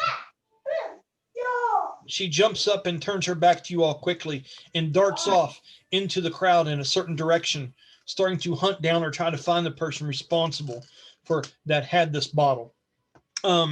Just for the hell of it, Alex, I would like for you to roll me a DC, a 1d20 plus a 1d6 to see what it would take for Miasha to find or get some kind of tracking on where this elusive silver Dra-Kin unknown person has gone to. What is the DC?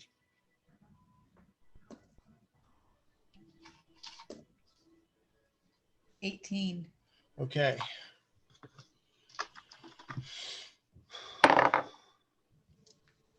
Okay, I got it. I rolled natural 17. That's awesome. Wow. Okay. So with that, she looks right and left. She eyeballs the platter that this silver Dra-Kin had with empty glasses still sitting on it. Almost like when you have NyQuil and you've drank it out of a container. When it's poured out, there's still some residue inside of that. She sees that. She picks it up, smells it, puts it into her pocket. And when she smells that, you see her ears pinned back to a degree and a frown go on her face. And she smiles and licks her lips. And she goes, now I've got you. You can't hide from the way I smell you. And she darts off just like a flash in a certain direction, going after that smell. Okay? I think Rachel will be pleased with that. That's something that I know Miasha would be, she could do. Okay?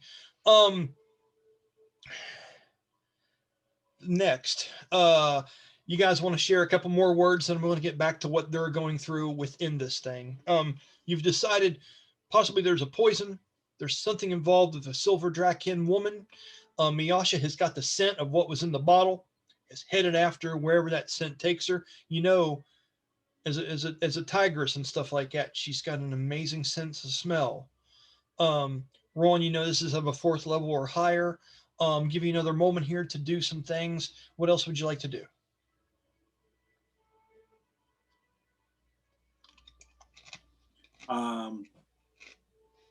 So when I cast that, I couldn't really detect the school of magic or anything like that on it, just that it's very powerful.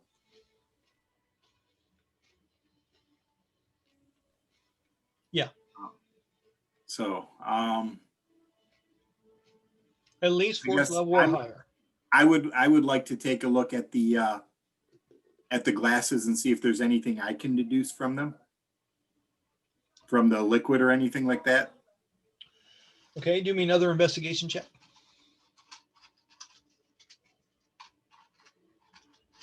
Oh, not so good this time. 8.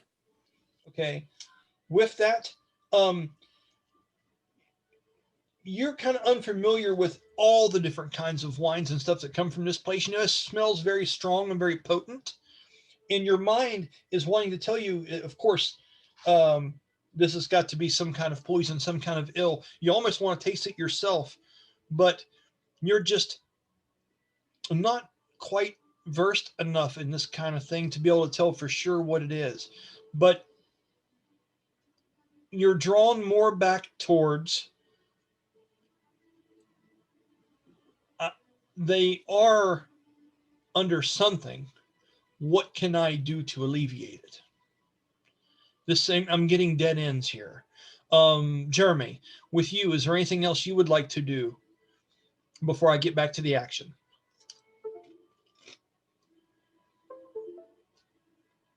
You are muted, sir. As a matter of fact, it may I was not be thinking something of I want to casting do. Dispel Magic. I'm sorry. Go ahead, Jeremy.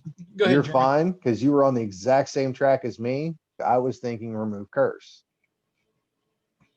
Okay, so I do not have Remove Curse, but I do have Dispel Magic. So I have remove curse. all right, do me a favor, guys. Let's Yeah. have some fun. Mhm. Let's do something that I've talked about, which is called a ritualistic spell, where two people cast a spell and it creates one different kind of spell. Now, remember, we're working on a feat for that. Mhm. So let's say if you two talk and you can roll an Arcana check, I'm going to let you combine a remove curse spell with a dispel spell at the same time, and we're going to see what kind of effect that has and maybe create something new here. I think that's cool. You know what I'm saying? So you two Roll an talk it Arcana? out. What kind of rolls? I think some Arcana. So let's do this. I'm going to say the DC for that is going to be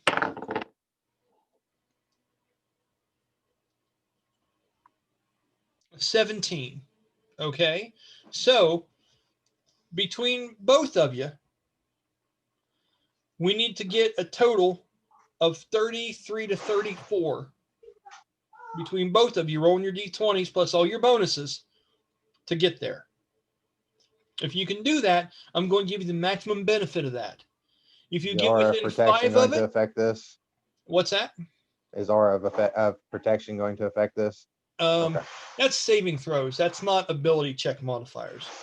But whatever you guys want to do, if you want to bless each other, if you want to ask somebody in the crowd if they can help, if you have guidance, you know, whatever you guys can do to get this off and do this right. I mean, use the crowd. There's all kinds of people around you.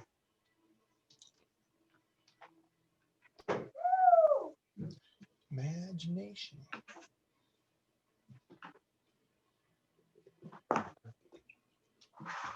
Oma's like, I could help if it wasn't passed out.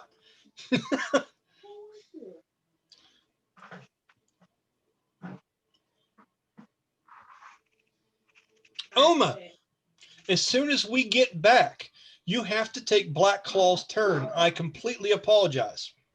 Oh, okay. It's funny when things just kind of come to me. I'm down here looking at the initiative folder. I'm like, wait a fucking minute. He was supposed to go right after your turn. You put him back behind the creature. So as soon as we get back, I'm going to let you do his shit, okay? Okay. So start thinking about what all that's going to entail. You have all the stuff there in front of you, okay? I like it. We're doing homework. Do you have a question, Kara? Or are you just karate chopping shit on your own? We are talking about how smites work. I'm sorry. Yeah. No. Do it out loud. We're all good. We're bookworming it right now. What's going on? No, I was just like adding everything in my head, and was my adding motion. I'm sorry, I'm being distracted. Heather, is your shirt changing color? No. Okay, so this lamp for some reason I think is going out, and so it keeps like flickering, and when it flickers, it goes from like red to like brown. Oh, I don't was like, know, man. what in the hell's going on? Okay. I have drank the poison. It's bad. Okay. Welcome. No, seriously, it looked like either Christmas lights were going off or I don't know what the hell was happening. But no, that's cool. So if you have any questions about Divine Smite, just if something you guys can't get figured out, so let us know, okay? Mm-hmm. All right, so you two Wonder Warlocks down here, what is it you're trying to do? So I cast guidance on him. Which does what? He can add a D4 to his roll. Okay. Ability check. This is an ability check, right? So you could use it there. So I'm going to go with guidance on him. Okay. You know what? Did I? No. It wouldn't have worked. No, okay, never mind. Yeah, maybe so. I want to do something here. Roland was coming around there and he was singing a ballad. He's a high-level bard, right? Mm-hmm. I'm going to say there's a 1 through 10 chance that you have bardic inspiration. Okay. And I'm going to say a 1 through 10 you do, 11 through 20 and you do not. Because he was going around trying to uplift the spirits of people that were out there just moments ago. As he was going around and parading around and singing this song about all you guys and being heroic and the things that you'd pulled off. I think that's a fair stretch. So I'm going to roll that right now and let you guys know. 1 through 10, you guys will get a bardic inspiration, which I believe is 1d6 to anything within the next 10 minutes. 11 through 20, as Borat would say, not so much. Okay, that's a natural 4. Someone better get your DM something nice for Christmas next year. That's all I'm saying. I'd like for you guys to succeed, and I think that's fair. That's something he was going around and doing earlier. So, Jeremy's got a plus 1d4 from Ron. Both of you have a plus 1d6 to this. You're looking for a total of 34 out of both of you. We can't cheat the system anymore. It's time to roll some fucking dice, man. Is there anything else you guys need to do before I let you have at it? Nope, I'm ready to go. Okay, Jeremy, look me in the eye. No lying. Heather's on it. We already talked about the laptop and shit. She's seeking out lies right now, so you just be careful is all I'm saying. Roll D20, buddy. What you got? What was that? I can re-roll it, but I've rolled it as you gave me the dice to roll it. Okay. I said I got a 24. I got an 18, a 1, and a 3. That's fantastic. Okay, Ron, this is almost like Family Feud when the first person comes up and does the show on the board. All right, you got 10 more to go, Ron. It's an easy one. All right, so 12 plus, this was Arcana? Or yes, Arcana. I got the whopping 17. That's 41, guys. That crushes it. That crushes it by 6 or 7. That crushes it. So I would like to say carrying us, Brahmus. Yeah. So now, okay. So write this note down, both of you too, that if you two are around each other in the future at some time, and there seems to be something like this that happens, that you two have the ability to cast something like this up at the same time. And this is almost, what would we like to call this spell? I would almost just think spell fusion would be Okay. an apt name for it. Bromance.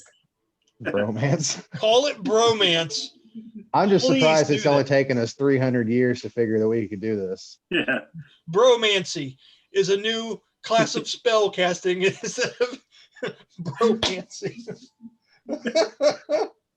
Oh, dude, that's a new class. I'm a bromancer. I'm a bromancer. It's like you all of a sudden you smell that Jägermeister and shit. You even cast. Oh my goodness. Oh, theater of the mind, people. That's what it gets you. Okay. So we have bromance. That's so good. God, I want that t-shirt like right now. I want to order that shit. Okay. I can't get over it. That's freaking fantastic. So this does equal effects of remove curse and dispel magic all at the same time, right? No, go back to us before they do that. We're so ready to crit on these guys. Okay. Just as soon as you start to cast a spell, here we go. Okay. We need a nice Alex. transition, Brian. Yeah. I get it. All right. So, oh God, I lost cool points on that one. You only have so many cool points when you're born. Like you start around 30. Zone. I gave most of mine away when I 25, became a dad. You're white with red hair, lower 20s. I'm eating them up just way too Look, man, quick. you've got hair. You know, Every thank once in you. a while, the shiny part looks like it's missing out of my head on the camera. It's terrible. So what we'd like to do is get together, have fun, and put each other's hairstyles down. That's right, everyone. Good stuff. Brought to you by Rogaine. Okay, so moving forward, there she goes, right on. All right, so Sponsored by your local pharmacist. take your vaccine, dumbass. There it is. Tell them how it is, Kara. Okay, Alex. I already got my first dose. I'm ready for my second. Dear God, you doubling down? Double shots are rough now. One of them takes 2. The Pfizer vaccine, was it? I think so. Takes They 2? both do. They both do. I got the both do? Moderna, which is they're 28 days apart. Yeah, the Moderna one is the one that doesn't take the deep refrigeration, right? That's, yeah. Alex, Yes. Black Call is welcome to take his turn as soon as we're done talking about pharmaceuticals. Fantastic. I think we're good. Okay, we're all good. So, what would this large, black, fiendish direwolf named Black Call like to do as he is brought into reality? He comes out in the smell and echoes of mournful cries and rot accompany him as a long shadow falls behind him. Black Claw looks like he literally crawled out of doing battle of things, as he has slicked down hair from blood, scarred up, very cruel looking, dark-eyed creature that has that purple hue of smoke and fog all around him, as death seems to trace his every step. He is within 5 foot of the back of the Hydra. He is flanking because Tamara has stepped up into place. Good turn by Tamara, by the way. Had a lot of different function to it. What would Black Claw like to do? Can I do a nightmare attack against the Hydra? Fuck yes, you can. Do a nightmare attack. Sounds like it's going to be serious. Tell us all about what you... And you don't have to read what I said. Put it into your own words. It's your character. It's your summoned relative. Tell us what it looks like. Alrighty. So it has piercing damage, it has psychic damage, it's save versus wisdom, and suffer the effects of the phantasmal killer spell. So it's brutal. It's brutal. Hell yeah, it is. All right, so go ahead and roll the DC for it. I guess it has to roll a wisdom check. Is that it? Yes. Okay. So DC 1d20 plus 6. Mm-hmm. Okay. Oh, natural 20. Nice. So 26. All right. As you do this. Okay. Roll me damage. This is critical. Okay. So all your... Look at her grinning. She's like, double dice. Double. So all the dice that you roll, ones don't count, they're rerolls, and double that total. So whatever this does in damage and dice, roll that all and double it, and then tell me what that is. Oh my. Oh my is right. I mean, you don't call it the fucking nightmare attack for nothing. It's like, thanks for sending us back here before we got yanked out of here. Right on. Yeah. It's like a good dream you're having, like you're on the beach and the girl's running up the beach at you, and all of a sudden you hear your mom going, "Get up for school." You're like, "No." No, it's the opposite. It's the opposite. The first we were here, we were like, "Oh no, we don't want to go to school," and now we're like, "Now we're at the beach. Let's kill some things." The water's not as bad as we thought it would be. It's okay. So 2d8 plus 5. That would be... Oh. She says, "Oh." Got an 8 and a 7 right off the bat. Okay, So that's 15. 15 plus 5, so 20. And does that double? Or... Oh, the 8 and the 7 together do. The plus 5 is after the fact. Okay. So the 8 and the 7 is 15. That's just the dice, remember? Right. So 15 times 2 is 30. Yes. And then you add what, 5 to it, it said? Yep. 35. For the piercing damage. Then there's the psychic damage of another 2d8.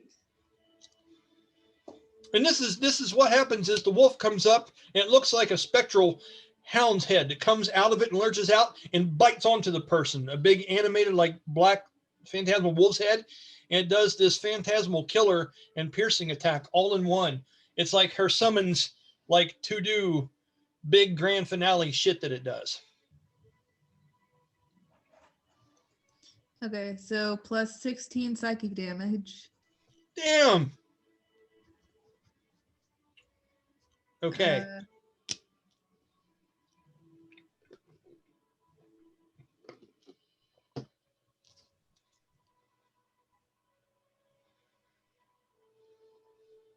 What's the total? For No, you just rolled the psychic damage. You said it was 16? yes. Okay, is that times 2 the dice? Yeah. Okay, and then was there another +5 to it, or was that it? That was it. Okay, so what was the first number? 32? 35. 35 and 16. Mm-hmm. 40. 51 points of damage. 51 points of damage on that. Here's what happens. Roll me a 1d6, Ron.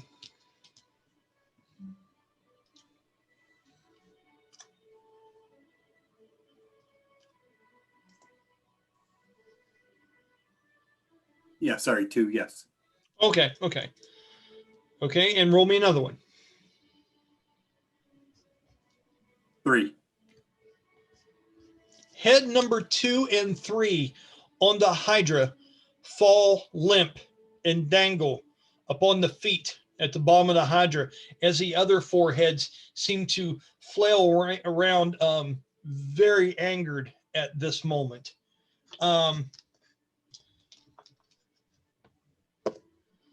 Okay, 4 rounds. 4. Okay, and this one will be 4 rounds. Okay, that's good actually for you guys. Okay, so as you see that happen, there's something that automatically takes place, but I want to get to the more important fact here. And I know this makes this fight very interesting. It's not a typical encounter, so just bear with me and try to understand where I'm coming from. But as you do that, as someone affecting the things that you created in your mind hurts you in this battle, Oma, Mm-hmm. it would seem that the spell that you have cast on this phantasmal killer also affects another one of your party members that may have manifested it. Oh. And as you do, Sha-dae would take that same damage and non-lethal damage. Okay. Which is divided up by, you know how non-lethal damage works. Now Sha-dae, I think, has a 5 every one. And that total damage was 40. What was it again? 40. 51. 51. Yeah. Wow. That's fucking great, dude. Let me write that down real quick. So at a 5 to 1, he took 10 points of damage, or she? Yeah, she did. Yeah. Okay. So write that down. You hear Sha-dae let out a mortal cry of pain. And as you look over, you see purple energy, almost like pillars of smoke, poof from her eyes for just a minute as she screams out and covers her face like this. The purple and dark flames come out from between her fingers as she falls down on one knee, and her hands tremble like this from the sides of her head as something has just blasted her mind with this ultimate fear and release of this creature. As that happens, on the other side, you guys notice something very intensely. The Sha-dae that you're used to seeing lets out a scream from this unconscious body. And this is on the side of things that Jeremy and Ron are from. Okay. And Ron, how much do you know about Sha-dae so far? You're muted, sir. I'm sorry. You are still muted. Sorry. Iggy does not know much about Sha-dae. Okay. Jeremy did not either. The only one that would have been Miasha, and she's off hunting down this. You see something very different than what was there before. Those of you that are playing also know that Sha-dae looks to be a certain person. She looks like a very elegant female with dark makeup and stuff around her eyes, almost as off this smoke kind of effect. Long black pulled hair, very stern and proper. you see now a pale-skinned, yellow, bright yellow-eyed, almost muffled-looking face, almost like you took a sheet and pulled it over a person's face, tight, like to suffocate them. That's the facial features that this being has. As this scream comes out, and its hair is nothing but just a white with silver traces in it. This, whatever Sha-dae was, this form is not what she was before. As this blast and this thing that has hit her on the other side has reduced her to this. Ron, I want you to roll me a history check, please.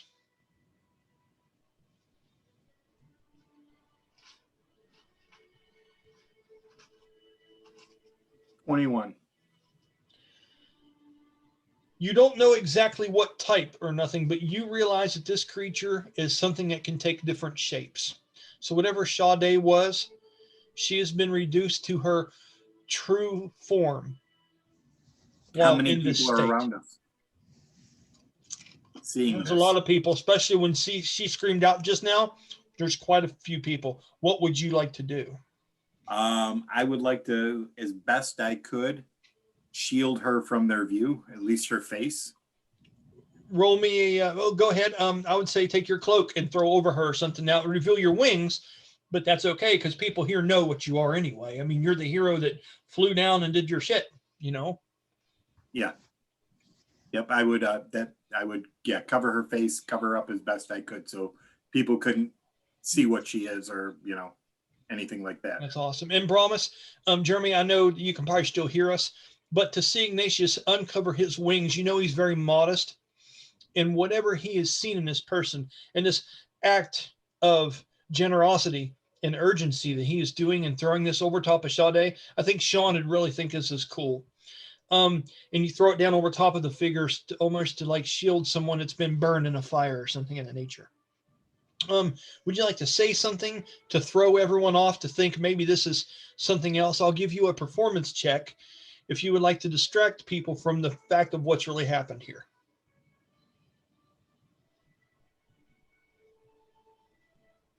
So I would say something like, please stay back. I'm not sure what's going on, but there's some powerful magic. Okay, and what was your role? So now how is what we say and how well we say it are two different things sometimes in D&D. Yes, sir? Oh, God, this may not be good. So, yeah, 6. 6! You can tell from how far Ron's eyebrows go and how big his grin is, how shitty the roll's going to be. So, Ron, because you made me play out that really miserable shit that time, remember that during that fight with okay, when it puked on me, you wanted to know what a 2 and a 1 looked like. I want you to tell me the fumbled version of what Ignatius says to a crowd that are just staring right at you as you throw this cloak over top of Sha-dae with a 6. Convince them that there's nothing to see here. Well, actually, what I feel with that would be is I'd probably be doing just the opposite. As I say those same words of there's nothing to see here, all it seems to do would be attract attention to see what there isn't to see there. Okay, that works. 3 people seem to start walking up. It's almost like you guys have got a refrigerator open and there's stoners at the party. I'll be right back. My girls locked themselves out. All right, cool, man. Matter of fact, while Ron's going, it's 8:51 now. I know that Kara's going to get off here around 9:30. Would you guys like to take a 10-minute break, get something to drink, do some stuff, and then we'll come back and finish this up? That sound good? Okay, I'm going to pause recording, and then we'll come back here in 3, 2, 1. Okay, we are back just in time to watch Heather yawn. It's good stuff. All right. So Timing is everything. And Kara's like, it's about your turn, because every time I usually come on, I'm eating something, and it's like, but I was ready this time. It's all good. So Oma summoned out Blackclaw. Blackclaw looks like a badass. He just did the nightmare attack. It was brutal, but it also affected, yeah, in a bad way. So you guys have to start understanding, and I want you all to kind of get this. Oma, I would like for you to do a perception check. I would also like for Sylowen and Tamara to give me perception checks. Tell me what you get.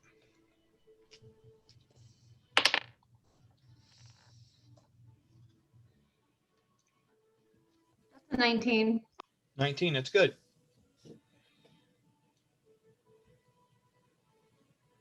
It's a 14 for me. 14. And Oma, what about you?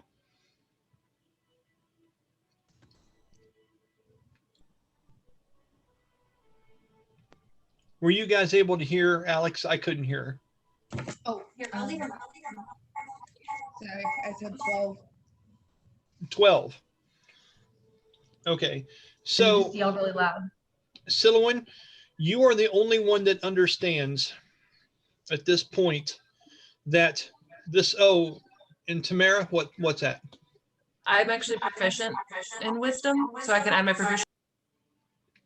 You can, yes.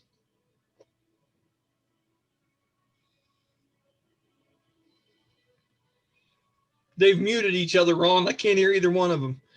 It seems to Doing work the 18. best when, okay, so it's an 18. Okay. The way it seems to work best is when Heather opens up her mic and you just speak normally and I can hear through her. I can hear you just fine through hers. Okay. Okay. So moving on, 18. So Sylowen and Tamara, this is what you understand from what's going on around you. You are starting to understand that this Hydra seems to be mentally and personally connected to Sha-dae, and that these shadow imps or whatever they are seem to be very personally connected to Oma in this place. And then I Okay. immediately say, Oma, take the imps. Sha-dae, something's wrong with that Hydra. And I let them Okay. Oh, Okay. and then I let them know that it has to do with them. Okay, that's a mouthful of stuff to shout. So just for fun, roll me a persuasion and tell me how well you do. Well, do I not get advantage because they like me? Nope. That was a good try, though. Persuasion. That was a good try. Ron liked that one. He's like, yeah. 15. I'm writing that one down. What you guys said earlier? If I had $1 for every time I heard that one. 15. 15. I will say you were able to mutter the first half of that, and it made Okay. sense. So, Oma, you get the shorthand version of that paragraph of free action phrasing. You understand that, Oma, the shadow imps are yours. And you said something else about Sha-dae words. Did Sha-dae understand that? With a natural 20, yes. Fortunately for Sha-dae, she come out on top there. Okay. I hope you know I will take all the free actions you will let me have. Absolutely. Okay. We're going to get there. We're going to get there. Okay, so next thing. Black Claw did that. Oma, make sure you adjust his points. And is that Black Claw's ultimate move where now that he's done that, he has to go back into the spirit realm? Yes. Okay, so after he cast this and you see the shadowy image of this large wolfen monster bite onto, and two of these Hydra heads pretty much just fall over and wither and die and are hanging down like limp socks. Okay, the beast seems to walk off and you hear a long, low howl echo through this dream place or wherever the hell this is. And hold on. I keep forgetting that the ECHO word is the name of my Alexa. So when I say that out loud, it's like, what? Is something wrong, Brian? Like, no, it's fine. All right. So it walks off and you see these ghostly footprints left in the wolf's wake as it walks off into the distance and fades into the mist. Okay. Next turn was going to be, it was going to be Sha-dae's turn. She starts to turn up in here. Okay, now that you have drawn her attention to the Hydra with your amazing 15 and her 20, because she's starting to get you. Okay.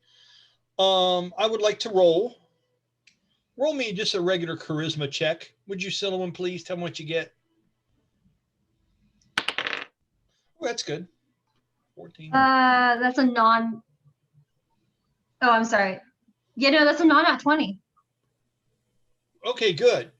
Okay, so you and her's friendship goes up a notch. Since you had this bonding moment, you were able to wake her up to this. You and her's relationship has grown. So when you guys role play around each other, you will consider her someone that you have respect and a kinship for. Between her sneaking you the drinks earlier on and doing that thing, and now you repaying that back and giving her this, just keep that in mind. You might want to make a good note of it. Sha-dae and myself. What do I? Our friendship has gone up. Yes.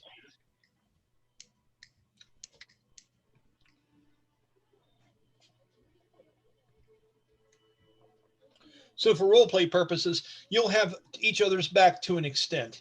It'll help you in a situation where if you're just not quite sure what to do, it helps with the game and stuff like that. So with that, Sha-dae is going to. I want to think. I don't want to. No, that would take a ritual. I don't want to do that. Well, it only take a ritual to use Isadora to see through her eyes. If I want to be able to do that, but I would. I'm not going to do that yet. Okay, so let's go ahead and talk about key points. We have that. We have this creature. 2 heads are down. What can we do? Sha-dae, which is number 1, which is over here by the imps, is going to, okay, she would be able to run up. Well, she couldn't flank the Hydra because it has heads pointing in every direction now. They're going north and south. So Black Claw is gone. From the mist that Black Claw walked into, out comes Sha-dae. And when she does, there's something very interesting about her. It looks like there are 4 images of Sha-dae. The one central one and the other 3 look like they're semi-transparent. They almost look as if they're made of the same substance that these shadow imps are. Okay? And as she goes in, and you see her taking a martial arts stance as she draws her rapier up for just a minute. When she draws the rapier up, she all of a sudden comes in to like do this forward thrust, strong enough to where her feet slide 5 foot forward with the momentum of it. But at the same time, there are 4 other images of Sha-dae that are in different places attacking this thing in 4 different ways. The heads on that side, the 3 that are left on that side, are confused as to which one to go after. The first one crashes through one of the images and bites into the ground. You see a plume of dirt shoot up as it comes up with a mouthful of these dried up late autumn shrubs as it went through one of the images of her jousting forward, but it was the wrong one, and the head was deceived. The second head seems to come over and cross, trying to tie into the other image of Sha-dae, and bumps into the third one. Yes. Is this the Basilisk's turn? Yes. Oh, I thought it was Sha-dae's turn. It is Sha-dae. So why is the Basilisk attacking? Reactions, counterattacks. Okay. Okay. I was like, Yeah. All right. Well, and the thing is too, when we do things like this theatrically, when we take our turns, we almost have to do it like movie scene to movie scene. But when this plays in full speed and you're someone that is seeing this, especially when I'm running someone as an NPC, I do it as a live action moment. Okay. But on a technical side, I get what you're saying. But these heads all have their own reactions and abilities to do this, kind of like your counterattack. Okay. Gosh, she's harsh, Ron. I'm trying to create some magic here, and she's worried about fucking terms. I have a drink of tea. I got to cool down. All right, I'm ready. I'm ready to go on. I'm ready to go ahead and create some more imagination if I can. So, having said that, with that, the second head comes down to counter strike at this incoming and try to block it. Crashes into the one on the other side with a horrible roll. Sha-dae is able to get through and breach with a very high roll. I will use weapon specialization to see if I can turn that into a critical. And I do. That takes it up to what would have been a natural 21. So that's fucking awesome. So Sha-dae gets to do this strike, which is like the Mirage strike. It's something that she has available to her. And let's roll some damage and see how we do. What this, just rules wise, what this strike does is it comes at you from different directions. So you get no weapon defense or dodge versus it if you fail a wisdom throw to identify which one's the one coming at you. It's very helpful to attack things that otherwise would be very tough to hit. And seeing how it folds the different heads into falling different things, I thought that would be some nice flavor. Oh yeah, okay. Hold on. 9.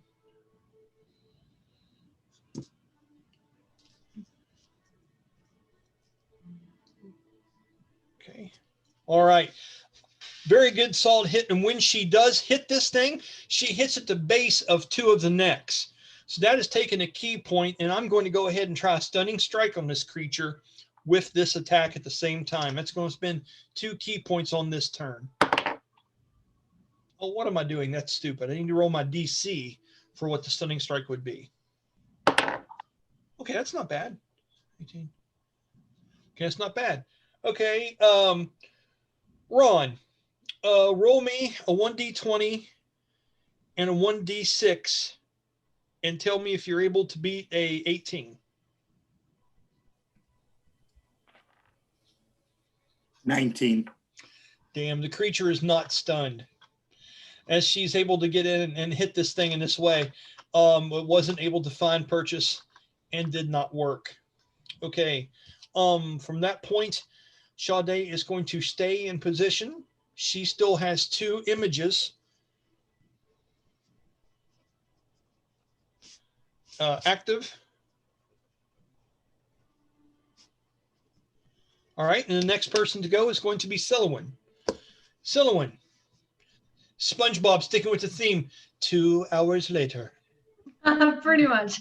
All right, so I'm going to go ahead, since I think Kara killed my goblin. Or yes, the one that was in front of you. The other 2 are badly injured and are stunned right now, so you have advantage on hitting them, and you would do criticals if you did. And I have cleave, right?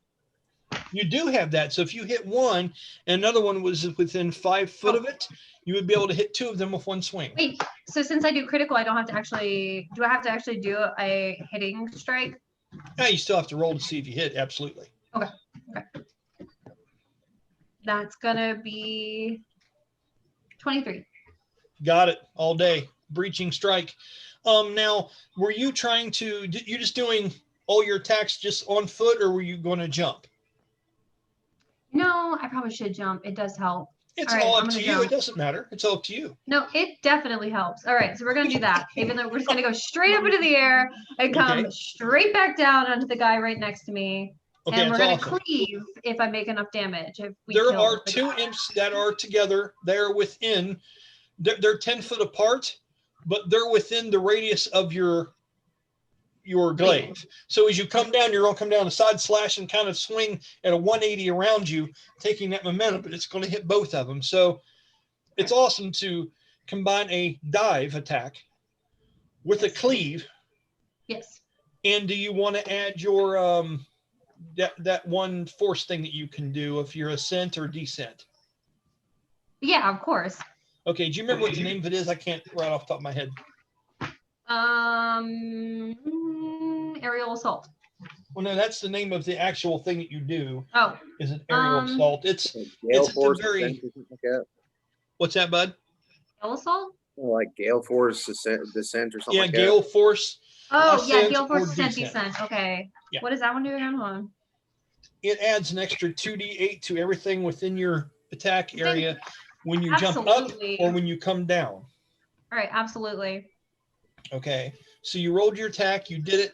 Half your movement has been used. You went up 30 foot. Yep. Uh-huh. Came down. You breached. Uh-huh. So you're rolling 3d6 coming down. Let's do that first, and then you can tell me what to do next. Okay. This is a lot, people. Criticals, rerolls are on ones. You do not roll ones for damage on criticals. Oh, well, that's good then. 11. Okay, that's 3d6. Mm-hmm. Okay, so that's double because it's a critical. So Okay, that's 22. So 22. Okay, now your glaive itself does 1d8, so roll that. 1d8. That's a 5. Okay, that times 2 is 10. Okay. Okay, what's your just basic damage bonuses that you add to all your attacks? How many Is at the papers? very end. 4. It's just 4. 4, okay. And now you have the 2d8 that you're adding to the that assault, that whatever Jeremy said it was. I forget. So 4 and an 8, so 12. So 12 times 2 is 24, correct? Yes. Is Okay. that everything? Yes. Wait, did I did my 2, 3, 6. Yeah, never mind. You All can add Oh, 1d4 hold on. Yeah. I'm going. one time per turn. 4. And that is an 8. Yay. Jesus Christ. Okay, 20, 40, 44, 46, 56, 64, plus 4, 68. Damn. Yeah, bet they There like is that. nothing left of this creature, as you already had it bloodied, or as I could say, leaking light, if it will. When you come down and hit this, it's almost like imagining someone banishing a ghost. When you hit into this thing, it had different trinkets it wore on itself, almost like shaman-like bones, and it had that crude iron sword and this black iron daggers that look like they were made out of almost like volcanic rock. They're very pitted, black, coarse iron. That stuff just drops and the bones shatter and spread like an old wizard just casting bones across the floor, and the shadowless vapors just kind of burst out and reap around and crawl down back into the bushes and shrubbery from where it was, as your lance is buried to the hilt in there. Now, what's great about that is you hit that and breach that by so many or more points. So if you would please look under Cleaving Strike, the feat. Explain to me how that affects the second person that you hit. And this is for you to learn as well and explain to everyone else. Okay. As I eat a cracker and let you do a little work for a minute. I do sacrifice 5 or 10 feet of movement, depending on the position of the targets, which they were really close, so it'd be like 5, right? Mm-hmm, mm-hmm. If your attack roll is greater than the armor class, you may select an additional target within 5 feet of your initial target and roll an additional attack roll to see if the Cleaving Strike follows through and hits them as well for an equal amount of damage. Okay, roll me another successful attack roll. D20? Yep, plus your bonuses. That's a 19. That does hit, okay? And what's great is that's a free one. That doesn't count against how many per turn you have. That's the same motion going across and skipping to 2 people, okay? So now the secondary strike gains advantage, and the initial strike inflicts damage plus 1/2 if the initial attack succeeds by less than 1. and it's reversed. It does half damage if it attacks by less than 1. Oh, okay.